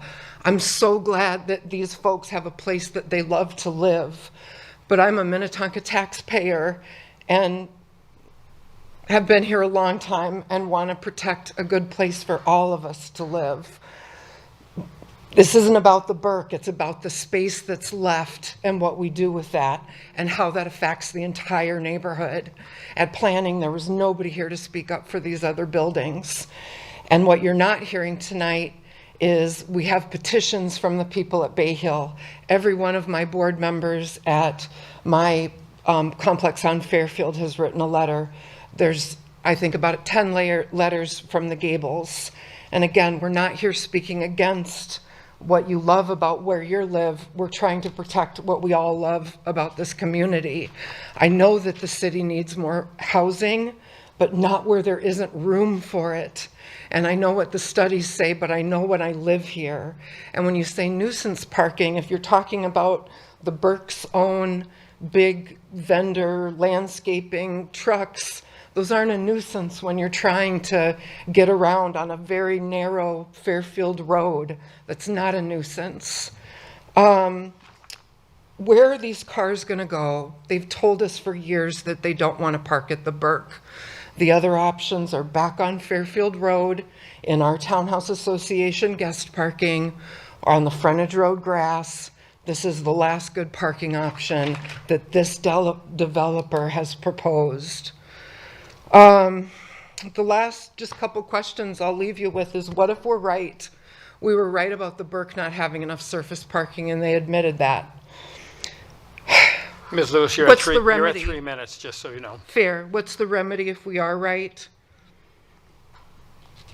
I guess that's it. I said a lot before, and I hope you'll look at what really is the question here, and it's what needs to be done with this piece. Thank you. Thank you. Good evening. Hi, my name is Tiffany Brown, and I am the property manager for both Burke and Vail. I am a talky person, but right now I'm shaking. I'm so nervous. But I had to be here tonight because I invited some of the people that are impacted by this building. And as you can see, they showed up because they support more housing, more affordable housing. And what we've done at Burke and Vail is something that we're very proud of. And I've been at Burke for 4 years. I'm going to stay to my notes so I don't say the wrong thing. I have been at Burke for 4 years, almost since the very beginning of its opening. And Burke is not just a building to me, it's a community. There's 175 units there at Burke, and it's been talked about over and over again. We do have this affordable housing piece that's 35 units. Being a previous special education teacher, you can see that this is a very close thing to me as a person, and I support, it is a wonderful, wonderful experience going to work every single day and seeing these young adults thriving and living on their own. And to offer this more of this is something that's wonderful. Something that's been talked about over and over again is parking and dog poop and parking and dog poop and parking and dog poop and parking and dog poop. And so the parking issues are issues that have been settled and solved. Yes, in the beginning, I think there were some issues, and those were taken care of. So when the council and the city provided no parking on Fairfield, that was a dream come true for us, because it created something that taught people that this is something you can't do. We have provided for people 32 indoor parking stalls that are very easily used, and I know people have talked about that over and over again. This is something that has not been an issue for the residents, as you've heard over and over again from them. It's not an issue for us as staff. And I just want to again comment on how wonderful it has been being a part of this growth in this community. All of us want to be good neighbors. When it comes to different things, we have had experiences with the townhome residents. They use our space, we welcome it. We've added 2 extra stalls for trash and dog poop on our site because we want to be good neighbors. We want to encourage the use of the space that we have. We have beautiful green space in front of Burke that's used by the townhome residents on a daily basis. I sit on the corner of my office and I watch them go there, and it doesn't bother us at all because we want to be good neighbors. And I think that's all. My time is up. So I encourage this project, and I look forward to adding the next 44 units. Thank you, Ms. Rowan. Is the hour up Good. yet? No, go ahead. My name's Katie Palmston, and I live at 11460 Fairfield Road. I'm a new resident. I lived in Bloomington for 48 years, and last August we moved to Bay Hill Condominiums. And first of all, I want to say that I totally support affordable housing. So I'm going to challenge this developer to keep the number of units, I think it was 9, if memory serves me correctly, but decrease the number of units in the building. Isn't that an interesting thought? You could serve just as many people with disabilities, but we would not have as much density. And I know that that does not translate necessarily into a higher bottom line, but I think it could easily serve both purposes. Another question I have, why is it above ground parking? Why can there not be underground parking and just lower the units instead of being 4 stories down to 3? Is that because it's next to marshland? I'm just not quite understanding the design plan in that regard. And that's true of the other 2 apartment buildings that they just built. I think that's all I have to say. I want to challenge the builders and the developers to look at it a little bit differently. Might be a little less profit, but we'd still be providing wonderful, affordable housing. Thank you. Thank you, Ms. Palmson. All right. Well, I said when there's no one in line, we are going to end the public hearing. So we are going to end it, and I will bring it back to the council. We've heard a lot tonight, and council, your comments, please. Councilmember Coakley. Thank you, Mayor. I'm going to say that, I appreciate everyone coming up, telling their stories, talking about what the Burke and the different apartments is doing for them, especially around affordable housing. I have lived in an apartment building. I haven't lived in this area before, but I do understand parking. Parking can be very difficult for any neighborhood or any community where there's not enough space. However, I don't know what it looks like in that area as far as the parking, but I know prior to these buildings being developed, there was conversation around parking in this space. There was conversation about parking being at one of the other buildings. I don't know exactly which building, but it was conversation. I do remember that we did talk about it needing to be more parking space there. However, I don't know because I'm not there, but I can imagine being in a space. I know Fairfield Street is a narrow street. I know that it does get busy in that area because I used to work over at the at Ridgedale area at the courthouse, and did a lot of driving Uber, and so I do understand that it does get busy in that area. So I would like to know if the city is getting any calls about parking in that area. There hasn't been any complaints. I know that we've had folks that say that there hasn't been any complaints.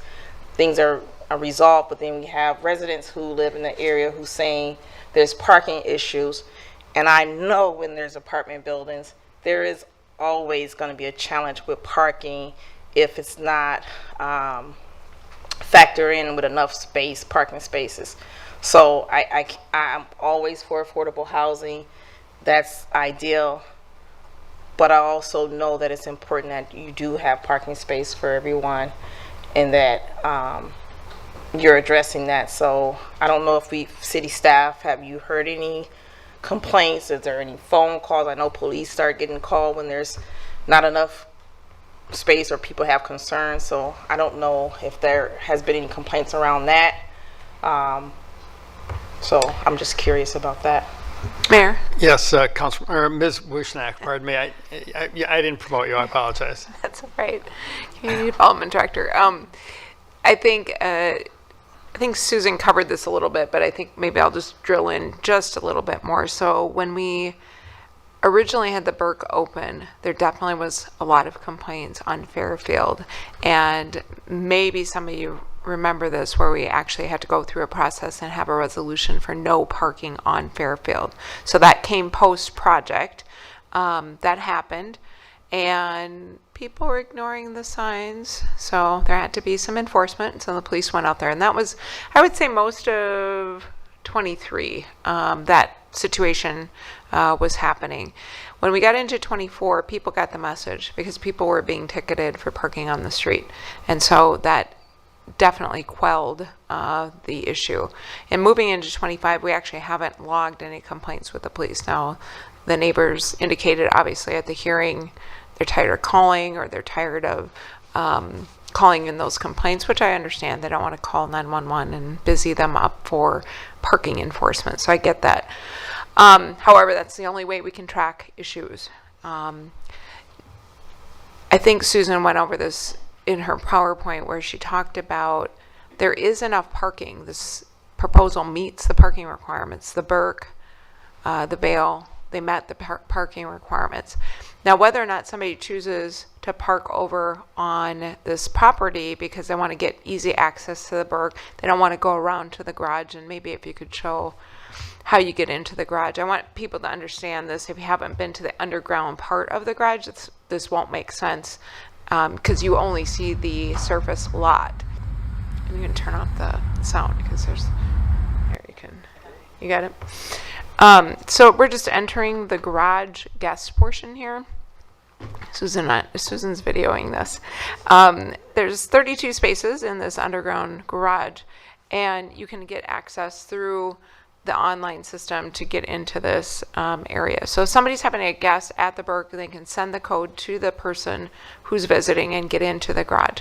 So that's the inside space, and there's actually, the day we were there, is not occupied at all. Maybe 4 or 5 cars in there out of 32.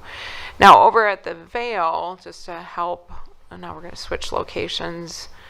This is the parking lot at the Vale. This is the surface lot. And so they have underground parking as well, but not for the guests. All their guest parking is on the surface. And then for this project, if we can go to a site plan, should I show the surface parking for this, the current project that we're talking about? You have a lot of slides, Susan. There we go. This one, you can see on the right-hand side, the surface lot, and then there's also on the north side area. So generally, again, it meets the parking requirements. And I think as planners, we know that all our best laid plans, sometimes people just don't cooperate, and that's why we have enforcement, and that's frankly what we've done over the years. I am out in that area a lot. I actually don't see as much violation as I used to. So even, I do see the UPS trucks, yes, I see that pretty regularly. I also see them to the north of here, parking, not just in the Burke's area, but to the north in the townhome and condominium areas. So it happens throughout. It's not unusual that a UPS truck just slides over on the side of a road and picks up or drops off the packages. So that's a pretty common. Also landscape vehicles. All those properties have landscape companies monitoring and doing the maintenance of them. And that happens up and down Fairfield, not just here. Did I answer your question, Councilmember Coakley? You did, thank you. Okay, thanks. Council, other questions or comments? Or comments? Are we moving to comments? Well, let's see, I think, where were we? We did questions earlier. We are in comments, but somebody threw in a question. That's what's confusing me. We are on comments. Okay. Or a motion. If somebody wants to make a motion, we'll do that too without comments. Okay. Goodness. Well, I guess I'll go since my mic is on. So I just want to thank staff. I know this is a lot of work, and I have friends in the audience tonight. I have a lot of friends that live in the area. In Bay Hill, I almost moved my parents to Bay Hill. I'm really familiar with the area. It's lovely, it's well kept. It has a very suburban feel. I know that it's been a lot of change. I also want to say that I watched the Planning Commission meeting. I read the packet. I walked the neighborhood yet one more time today, and I walked all the way from Wayzata Boulevard to Oberlin, and I walked on the trails, and I saw, where roots have pushed up the trail that Ms. Lewis was concerned about. I looked at the signage for the parking. I just looked at the site where it's going, where this building would be going, and I think my basic feeling is that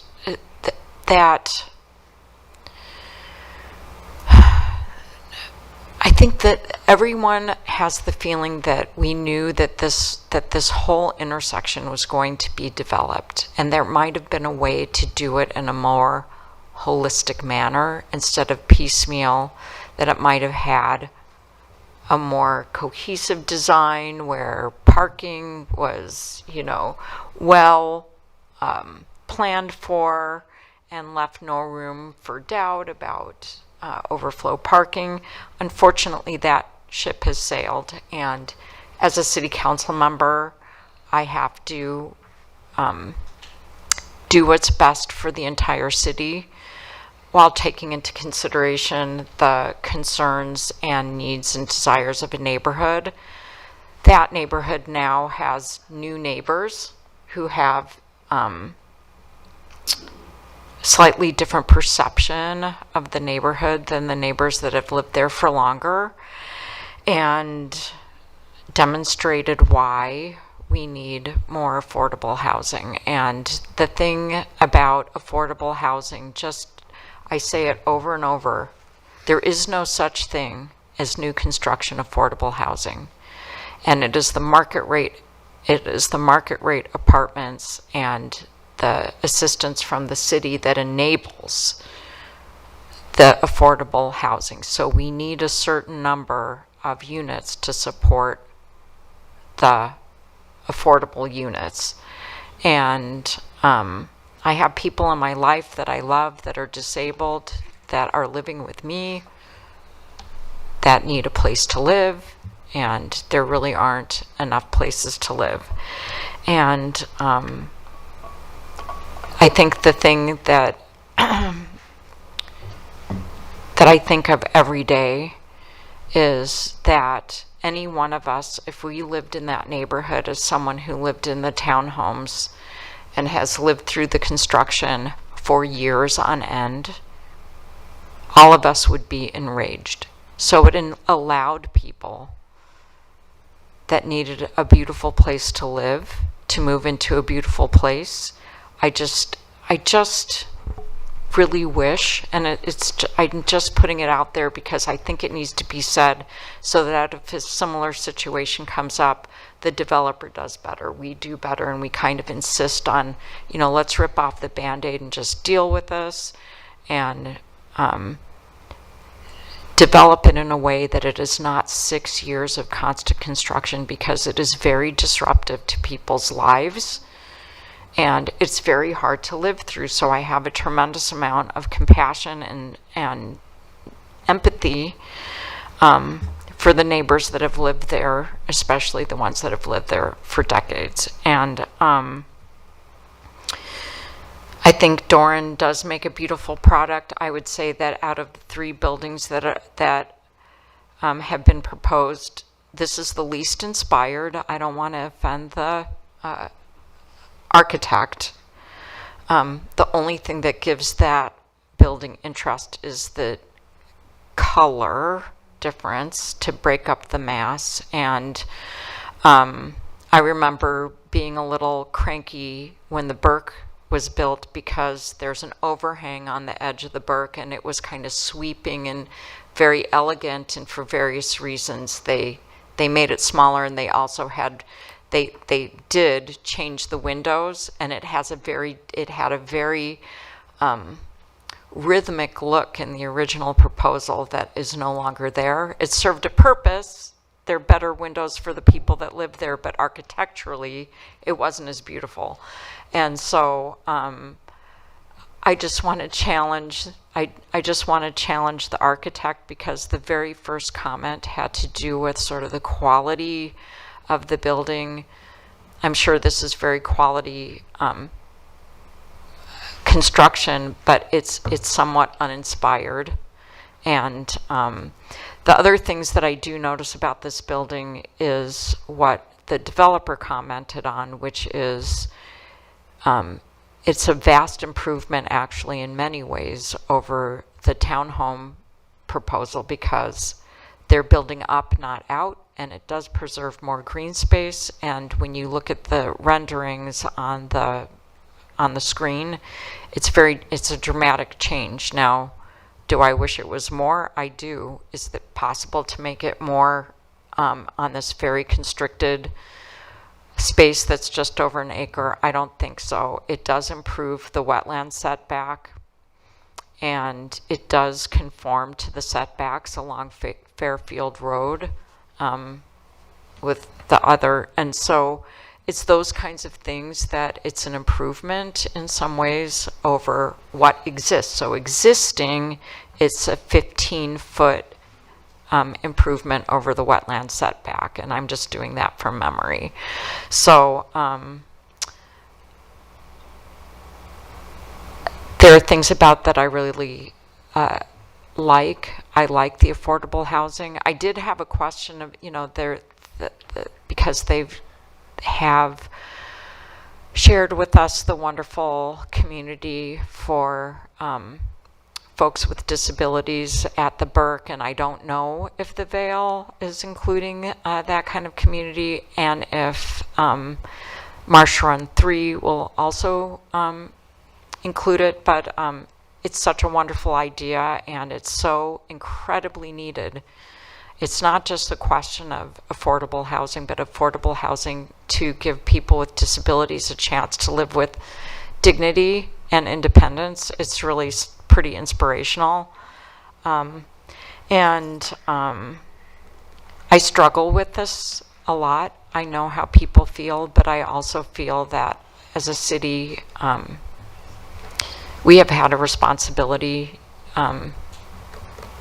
to build more housing, and that the presentation tonight clearly laid out in the comprehensive plan that this was intended for pretty intense use.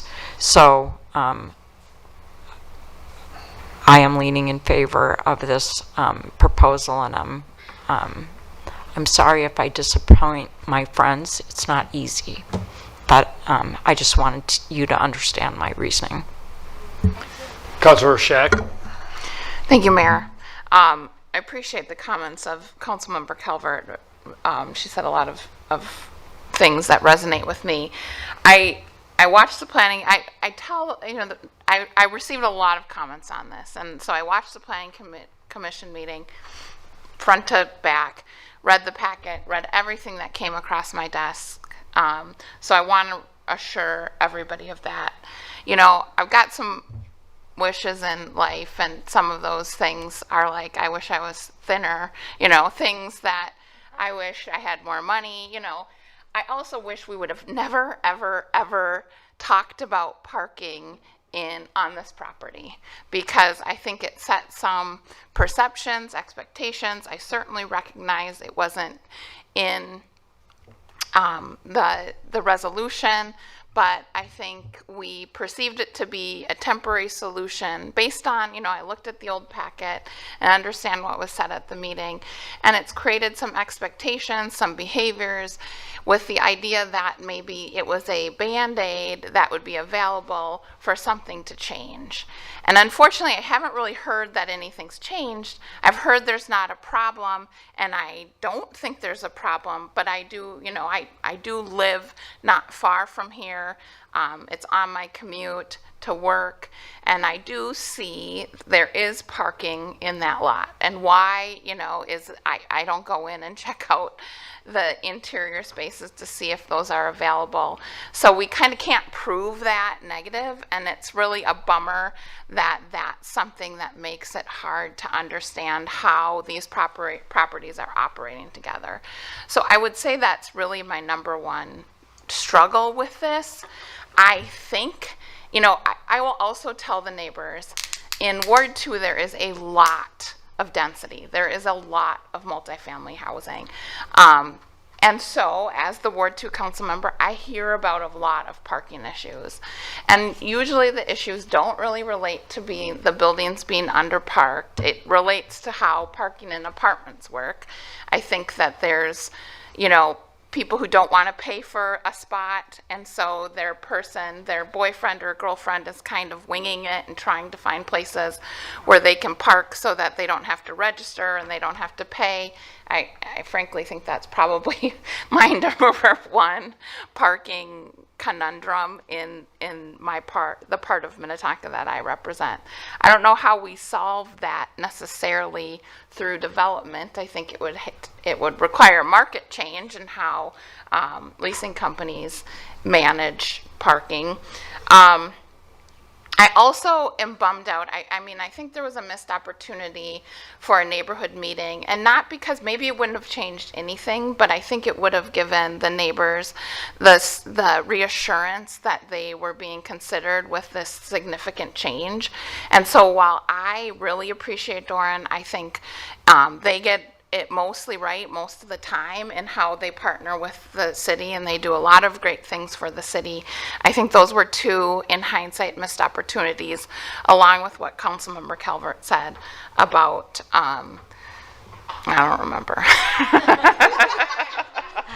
I said a lot, and I didn't even talk about improved signage for the parking. So the short of it is, I think that parcel is going to be housing. The last thing I'll say, I've heard proposals about all the things that are the most controversial projects that have ever come across our desks. Health facility, pickleball, and dogs. Those are some of the most hated amenities we have in the city when they're being developed. So it is, I'm not sure you'd love that either, to be frank, if your other co-residents in Minnetonka have anything to say about it. It would be nice if we could spruce up some things in the area. The bus stop is terrible. I think if riding the bus was more attractive, I think maybe that would alleviate some of the parking issues. The paths are not great connecting Fairfield to Ridgedale. I don't know that I'd ride my bike to get to Ridgedale. And there is some ambiguity about maintenance on those trails that go back in the gables. And so, I don't know if there's an opportunity for Doran to help us solve one or some of those problems, considering the influx of residents. And that would certainly help me swallow this a little bit better. But I think it's going to be housing. Maybe we could get it a couple units down. I don't know that would make a meaningful difference.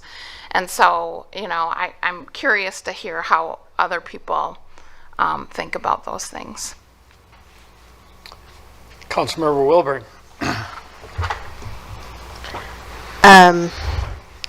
So I echo a lot of what my fellow council people have already said. You know, I share concerns that the neighbors have expressed. We've expressed previous when the Vale was proposed. Problems originating with the Burke around parking and around dogs. As the as the property manager said, poop and parking are two problems that I am not sure have been completely solved. I'm glad to hear that parking is better, and the other is better. Again, I don't know that it's completely solved, but I also don't, you know, when thinking about what it is, what we're allowed to consider when we're making a decision, I can't say, no, you can't build this building here because this other building has parking problems. And this proposal is meeting the parking, it meets the city's parking requirements.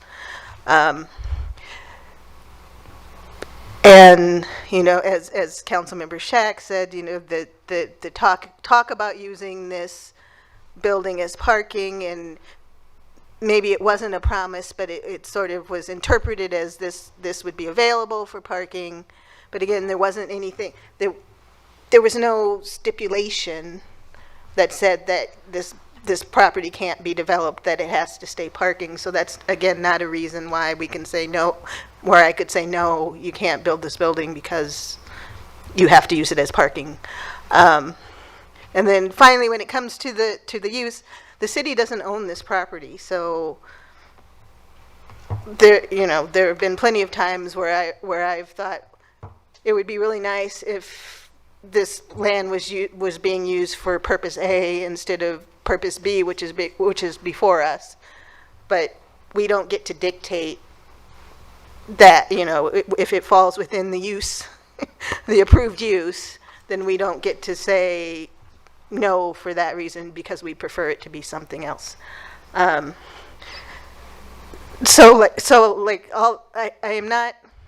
not finding reasons to say no. I am in favor of increased affordable housing. We definitely need more. We need more housing at all levels of income, but certainly we need more affordable housing. You know, I as others, I empathize with the neighbors. I live not far from there. I drive by, not every day, but not infrequently, drive past that neighborhood. I've you know, walked to Trader Joe's and back, and so I certainly can only I feel for the neighbors and the amount of change that they've had to go through in a short time, and not just living with the construction, but that it's a lot to adjust to, going from, you know, the quiet neighborhood to suddenly having the Burke and now the Vale and whatever else is going to be there. Because I agree with Councilmember Shack that it's even if this project doesn't go through, it probably is going to end up being housing of some sort. So that's kind of where I am. I'm not seeing a lot of reasons to say no, even if I understand that it's a disappointing and a disappointing outcome for the neighbors. Other comments? Councilmember Foster Bolton. Thank you, Mayor. I'm going to be very brief because I can't top what my colleagues have been saying, nor disagree. So, but I can say that I remember I live just a couple blocks off of Minnetonka Boulevard, and there was an area that went through a lot of changes. The Apple Point apartments are there right now. And when they went in, I don't know how many units there are, but it's a lot. It's huge. And my husband, I'm telling you, every day for months, we would drive by and he would complain. And it, you know, we weren't as close as I think some of these neighbors are, but it's exhausting. It's exhausting to hear my husband, but complain. But also, you know, construction, and it's tiring, and I really feel for the neighbors. But it's built now, and there hasn't been the disruption that he was convinced there was going to be. But it took a while to get used to it, and you know, it's a hard adjustment. But again, it was housing that was going to go in that area, and I agree. Though I think it'd be great if I'm directionally challenged, and when I was walking around in that area, I was like, now where is the trail to get to Trader Joe's? And it would be nice to, you know, make that a little wayfinding, and the parking would be easier. But other than that, I can't find any reason to vote no either. Is there anyone else? Councilmember Romali? Thank you, Mayor. I don't know if I'm the last to go, but I just wanted to say, first of all, thank you to the developer for what you're doing and the work. I do like the mix of affordable housing, market rate housing, the diversity of demographics, and also the neuroability services and, you know, kind of living environment that is being provided at these, at the Birkin and hopefully now at the Vale, I think is going to be as well. I think that's wonderful, and kind of a real notable achievement. And I was just at the funeral service, a memorial service for somebody, a person with Downs who passed away at age 48, and he lived in, you know, kind of an independent living situation, and it was a really blessing for him to be able to do that for, you know, a number of years. So I also want to thank all the residents who came out and spoke on, you know, all sides of the issue. You know, I think that speaks to the engagement that we have that's really important. I do want to say to, you know, the folks who have, you know, real concerns about the development of this parcel that I do understand and empathize. I live in my childhood home, and used to have a couple of cars going by every few minutes on County Road 101. And then I live off 101, and then the city bought the marina. It went from being a private little sleepy place to being a public boat launch. And that happened, and then a few years later, the bridge was over Grays Bay Boulevard was reconstructed, and it was closed for 2 years. Then there was construction in front of my house for another year. And then I had a house on either side of my tiny little house that huge McMansions got built on either side. And so those were, and I have one of those going on right now. So I'm totally empathetic to your concerns. And I also can't park in my neighborhood now because of the marina. No, there's no parking, on-street parking in our neighborhood. That's been really hard for somebody who has been in this community, whose family's been in this community for 5 generations. So this community has changed a lot in the last 100 years, and much less, you know, in the last 40 years or 30 years. I get it. But, you know, I'm sitting here both as a resident and as a city councilor, and this is, our job is to balance the residents' needs and the needs of the community as a whole. And, you know, I don't think we've talked about it enough, but this is a quasi-judicial decision, is that we have to have a reason if we're going to deny. I think that was hinted at. I just want to make that really explicit. This project, you know, really does meet the city parking code. And the variances that are being asked for are quite reasonable. In fact, they're about the same as some of the townhouse variances, the developments that were done in the 90s. And also, you know, I hear some calls for maybe commercial parking and things like that. Well, actually, as we've heard, those uses would end up being more intense for retail than it would be for these residences. You know, given all of, you know, given what experts know and what we've seen in the city about retail versus housing. And moreover, and I hate to say that, just like me, who lives somewhere where all of a sudden the city bought a private marina and things change, unlike that situation, this area has always been, for the last 30 plus years, been set as being high intensity in development. In fact, now it's stepped down. Instead of being high intensity retail, it's going to be housing. And I know that's hard, and I know it's really uncomfortable, and change stinks sometimes. And for you personally as an individual, it may not be better, but it may be okay and livable and better for the city and the community as a whole. And I think that's something that we're looking at here. It's not going to be as good. It's not going to be what we're used to. But we are, as the mayor often says, managers of change.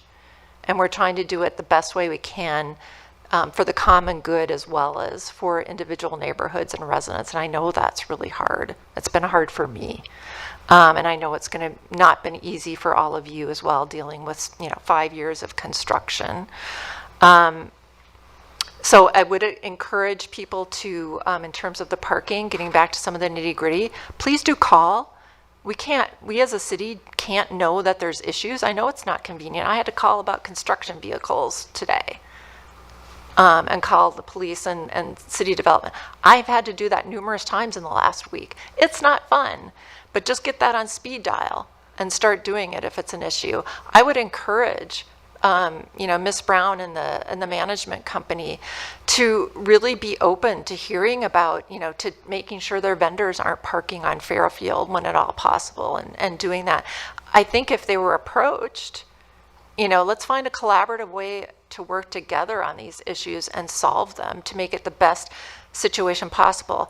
You know, talking to the developer also, you know, what can we do, you know, to be good neighbors and try to, you know, what more can you do? I think you've done, you know, some good things, but, you know, is there better signage to, you know, kind of induce parking? I do think that human nature being what it is, people are going to that service lot, and when they can't, they won't. I mean, because that's what I would do. If I was going to visit somebody at the Burke or at the Vale, I'd go there because it's easier. I don't want to have to call my friend and get a code. But when it's not there and I know I'm going to get a ticket for, you know, parking on Fairfield, you bet I'll get that code because I don't want to pay that ticket. And when there are, then I'm, you know, trusting you in the neighborhood to give them a call. Call the police, make sure that we're, you know, enforcing. But we need your engagement and your participation to do that.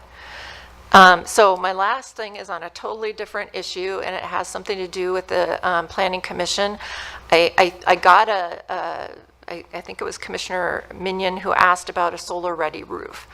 And I heard something about that being something that we'll look into. And my husband, who's a developer speak, or actually he's a project manager and built the Optum campus. And when that happens, usually when developers speak for, yeah, I'm not going to do it. So I would love to hear a more than, yeah, we'll look into that for the solar-ready roof. And anything that else you can do to make this sustainable. I love what you're doing in terms of, you know, helping our community, helping vulnerable populations, seniors and disabled and people who need affordable housing.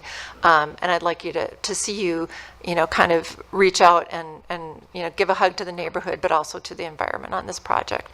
And I've spoken enough, so I will stop now. So thank you. I will be, depending on what I hear, I think I would be supporting. I would like to see a few things from the developer yet.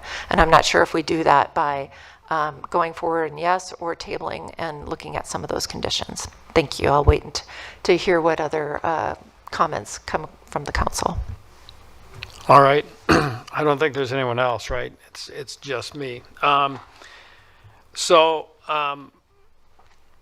This, as I've looked at this and again, tried to be objective about it, this property has been zoned for residential and high-density residential for a long time. So it's not a surprise that we are seeing a proposal for high-density residential. And I expect, regardless of what we do tonight, that what will get built there is high-density residential. Taking that a step further, the previous proposal for the townhomes, the rental townhomes, I struggled with that because for the very reasons we've already enumerated. Lack of green space, and it's just too tight. I mean, it was just too tight.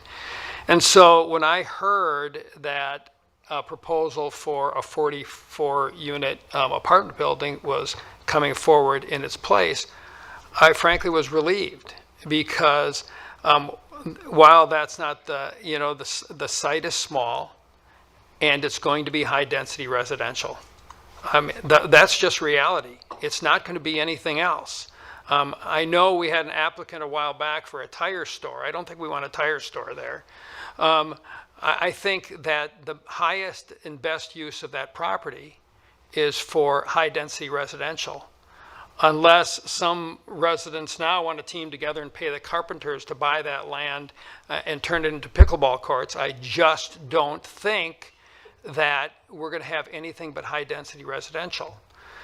Now, we could kick the can down the road, and I have a surprise for you. Next year, building an apartment building there is not going to cost less. It's going to cost more. So when costs go up and the land size is the same, well, there are a couple of solutions there. One is you can raise the price and raise the rents. That doesn't work for affordable housing. And you can also say, well, we need to make it more dense. We need more units because, it's only 1.2 acres. And so, the reality is it's going to be high density residential. And frankly, I think this is about as good as we're going to do in terms of getting something built with interest rates where they are and the challenges. Now, we don't have to solve developer problems. That's not our job. But we do have to be realistic. And when I say I want to be objective, we have to come up with solutions that can work and that are in the best interests of the entire city. And we've all agreed. I don't think anybody in the room agrees that or disagrees with the notion that we need more housing in Minnetonka and in Minnesota. And frankly, if we can get more affordable, we need more affordable housing as well. Now, I'm kind of trying to talk as a mayor here, and we've talked about a lot of problems. We've heard a lot about parking. I don't want to talk about parking, but the issue I think with parking is not about the sufficiency of parking. It's about the behavior of parkers. And I know when I go to the Wilson Center to go work out, and I'm driving in, and I see somebody who's going to work out, and they put their turn signal on to get the parking spot closest to the door. I'm sitting there thinking, does this make any sense? You're going to work out, but you can't walk, an extra 50 feet to go in the door because you're too lazy. I mean, why, I'll tell you what, just go for a walk and don't belong to the Wilson Center. People are irrational. And when it comes to parking, people are really irrational. So they do irrational things. They park where they're not supposed to park because they don't want to walk too far. But you know what, when you're mayor, you have a little bit of authority, not much, but I know I do not have the capability to change human behavior.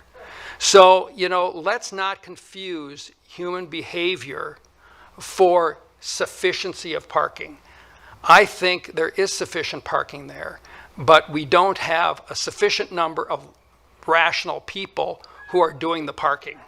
And I think that's that issue. But I am not concerned about parking. I think that, yeah, we're going to lose this little parking lot across the street. But you know what? There is a shared parking agreement between the 2 buildings and now 3.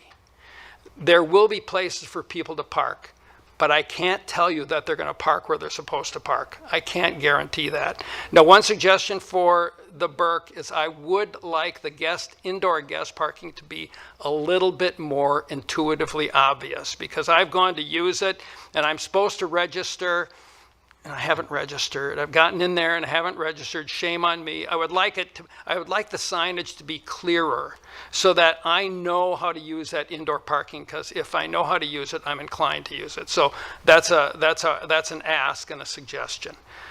Then I'm not going to argue for the need for this type of housing. We need it. And I'm not going to argue that, and I believe this is a good place for it. Frankly, I wish the space for it were a little larger, but it is what it is. And I think this is a reasonable solution. So I'm going to support it. But I do have to comment, I do have to wear my dad hat tonight. I don't do this very often. But, I really appreciate what Doran has done with these affordable units. Now, Doran is not giving these affordable units away. The city, through tax increment financing and our affordable housing trust fund, we pay the difference between the market rate and the affordable rate. And I really appreciate the partnership with Doran, but it's not like that's a gift that they're making. It's a policy that's really important. But you as taxpayers are literally, that is taxpayer money that is paying for the difference for those affordable units. And I support that. But I have to tell you that I'm a parent. I have 4 kids. And 2 of my kids, my 2 daughters, are 39 years old. And they were born 10 weeks early. They spent 10 weeks and 12 weeks in the neonatal intensive care unit at Children's Hospital. They have severe disabilities. They're 39 years old. They function at a 3-year level. And I will tell you that when you are a parent of children with disabilities, you love those children just as much as you love your fully capable children who are going to go to Harvard. You love them just as much, but you worry about them a lot more. You care about what is their future going to be and where are they going to live, and is the place they live going to be safe? Is it going to be sufficient? Is it going to be a place that when I die, I want them to be there? And my wife and I worked this through. My daughters do not live at the Burke. They need more intensive attention than that. But we were able to work something out. I'm a landlord. I'm my daughter's landlord, and they pay their rent with their SSI, just like the young people here who are describing. But the thing that is the biggest thing in my life is and for people with adult children with disabilities, is where are they going to live? That is the biggest issue in their life. And so to have Doran step up and use these affordable units in this way intelligently, I really appreciate it, but I also think it's brilliant. Because I'll tell you what, my daughters don't have a car. They don't need a parking place. Not only is Doran doing something that benefits people with a real need and our society, they're also being intelligent users of their property, because you know what? There's more parking available for people who do drive a car. And so it's a very, very elegant solution. So I'm excited about this. I am going to support it. And I'm very thankful that these programs, because it is so hard for people with adult children with disabilities to figure out where they're going to live and what they're going to do. And I know many people whose adult children with disabilities never leave their home. Their parents have them, and the young adults don't want to live with their parents, and their parents are ready for them to be gone, but they have no option. And this program, with the affordable units that the city partners with Dorn to provide, is a tremendous asset and a tremendous innovation, and I'm proud to be part of it.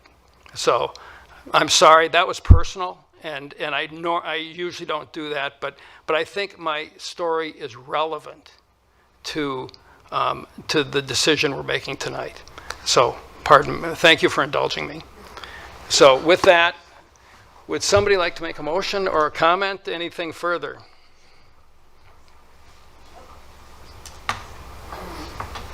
So what about? Yeah, I already did that for the. All right. So any we probably do need a motion. So we've got our recommendation here is to adopt the ordinance approving the master development plan, adopt the resolution approving the final site and building plans with expansion permits and variances.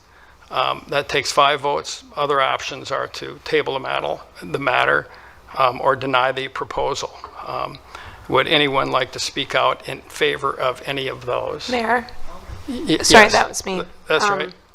Ms. Wishnack. Before you make a formal vote, do you want to talk about any of the, there were 2 things I heard. One was the Metro Transit, that was from Commissioner Shack, the drop-off area that isn't quite how she sees it. And then we heard about solar. So do we want to get those 2 answered and then move on to the motion? Is that acceptable to you? I will leave that up to the people who brought them up. I'm fine. Okay. I'm fine either way. I mean, I make a pitch for it, but I didn't hear a lot of interest in that I was conversation. nodding vigorously. Okay. Yeah. And clarify the issue, because I mean a bus stop is a Metro Transit issue. I'm not sure it's a developer issue. Is there something a developer can do to facilitate an improvement because clearly we support transit, and if there's something to be done,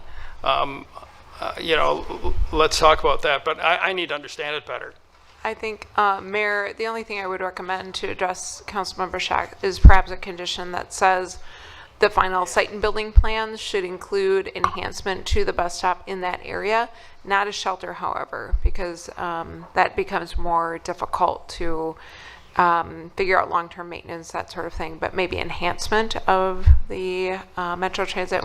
We would work with Metro Transit to determine, excuse me, it's getting late, the appropriateness of whatever improvement is there. So that's one condition you could add if you. I think given the addition of units and the condition of that bus stop, I would really push for it. It's something we've been talking about for a few years now. And I brought it up numerous times because standing in muddy weeds is no fun at all, and that's really all there is. So, but help me understand this, because I mean, as a condition, I'm not sure we could condition something, require Metro Transit to do something as a condition to this approval. It actually would be the developer would do it, Mayor. Okay. And the Metro Transit has to sign off on it, but it would be something that the developer would install with their project. It's very similar to what we did with the Ridge, if you remember that improvement, and that where they had the sidewalk coming out of the garage.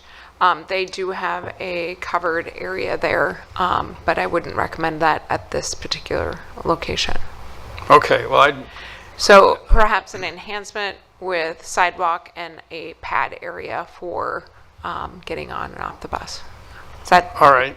Okay, so that was one check. So I don't know if the developer has a comment you'd like to make, or you don't have to if you don't want to, but on this request. We are open to it. I actually don't know. Are we talking about on our property? Right. Okay. Happy to work with staff on what that looks like.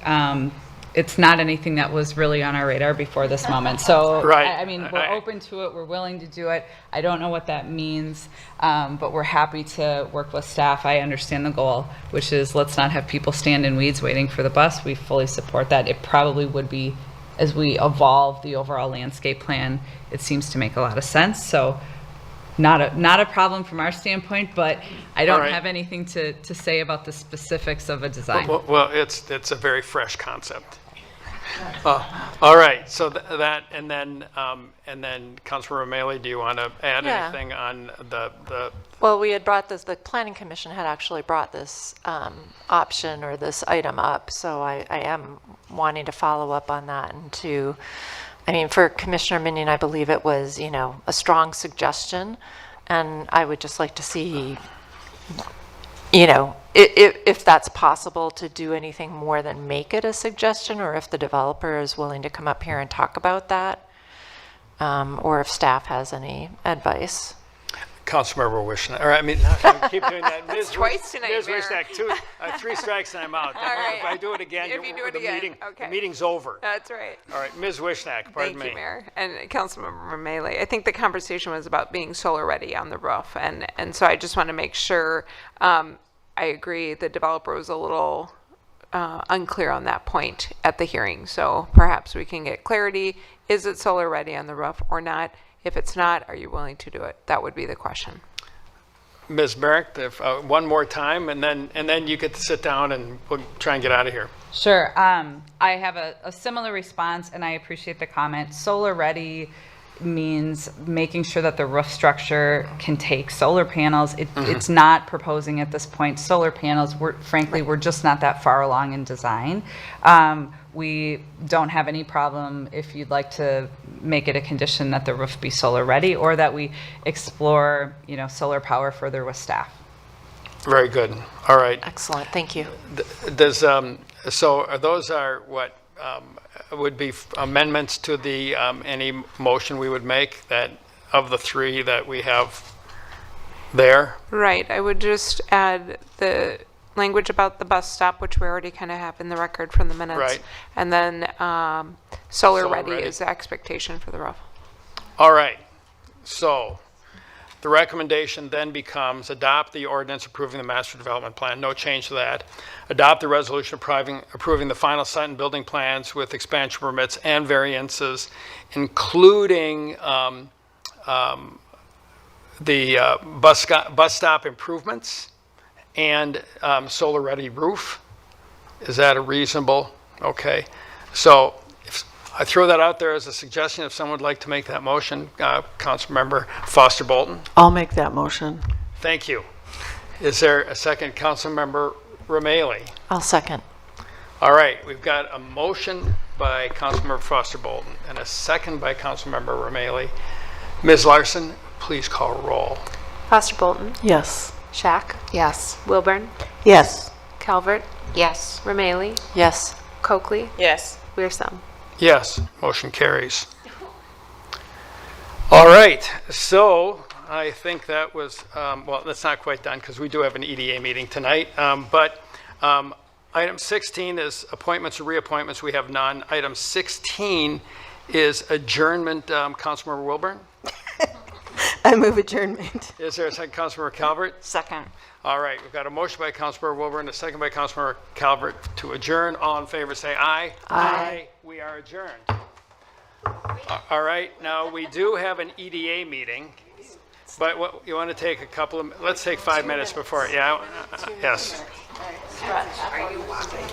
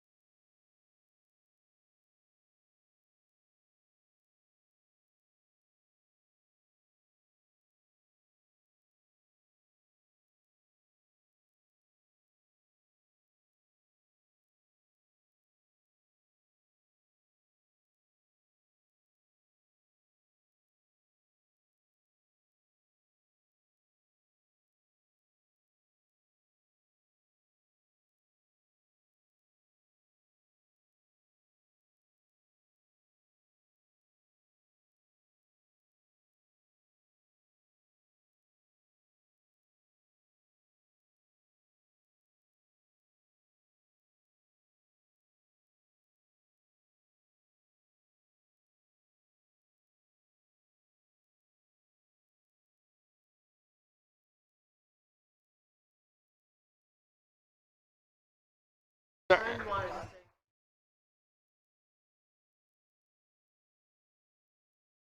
had to help get out the back door because she couldn't get out, so.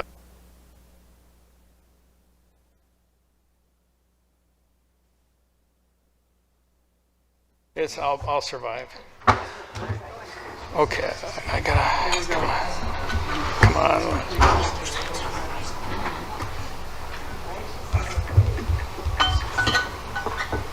Okay, I just have to pull up the EDA meeting.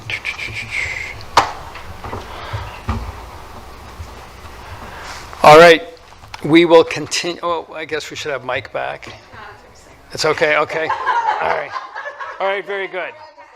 So I will call this meeting to order. It is still August 11th, 2025. I will call the Economic Development Authority meeting to order. And I will ask Ms. Larson to please call roll. Wilburn. Here. Calvert. Here. Rameli. Here. Coakley. Here. Foster Bolton. Here. Shack. Here. Wearsome. Here. All right, commissioners, now we will, I need an approval of the agenda. Is there a motion? Commissioner Calvert. Thank you, Mr. President. I move approval of the agenda. And a second, Commissioner Wilburn. Second. All right, we've got a motion by Commissioner Calvert and a second by Commissioner Wilburn. Ms. Larson, please call roll. Wilburn. Yes. Calvert. Yes. Rameli. Yes. Coakley. Yes. Foster Bolton. Yes. Shack. Yes. Wearsome. Yes, motion carries. Next item is approval of minutes, and we have one set of minutes, and they are the July 14, 2025 EDA minutes. Is there a motion to approve? Commissioner Foster Bolton. I make a motion to approve the minutes. And Commissioner Shack. I'll second. All right, a motion by Commissioner Foster Bolton and a second by Commissioner Shack. Ms. Larson, please call roll. Wilburn. Yes. Calvert. Yes. Rameli. Yes. Coakley. Yes. Foster Bolton. Yes. Shack. Yes. Wearsome. Yes, motion carries. Next item is a business item, 5A, items concerning Marsh Run 3, a rental apartment development at 11800 Wayzata Boulevard. Ms. Wishnack. Mayor, or I'm sorry, Commissioners, President and Commissioners, I don't really have anything else to say in terms of the contract. I think we went through this at the council meeting. If you have any specific questions that I can help answer, I think one of the questions I heard was about the programmatic parts of the affordability, whether or not it would be a part of the same thing that the Burke has, and I think it is. So just looking for verification. So it looks like that is the same plan with this project. Very good. Thank you, Ms. Wishnack. Commissioners, any questions for staff or the applicant? All right, then perhaps a motion. Commissioner Wilburn. I move that we adopt the resolution approving the it was. Yeah, but it was Okay, let's not argue about it. Let's just continue. Okay, adopt the resolution approving the contract for private redevelopment for Marsh 3 and the issuance of a tax increment revenue note. I move that. Commissioner Calvert. Thank you. President Wearsome, I second. All right, a motion by Commissioner Wilburn and a second by Commissioner Calvert. Ms. Larson, please call roll. Wilburn. Yes. Calvert. Yes. Rameli. Yes. Coakley. Yes. Foster Bolton. Yes. Shack. Yes. Wearsome. Yes, motion carries. Next item is adjournment. Commissioner Wilburn. I move adjournment. And a second, Commissioner Calvert. Second. Okay, we've got a motion by Commissioner Wilburn, a second by Commissioner Calvert. All in favor say aye. Aye. We are adjourned.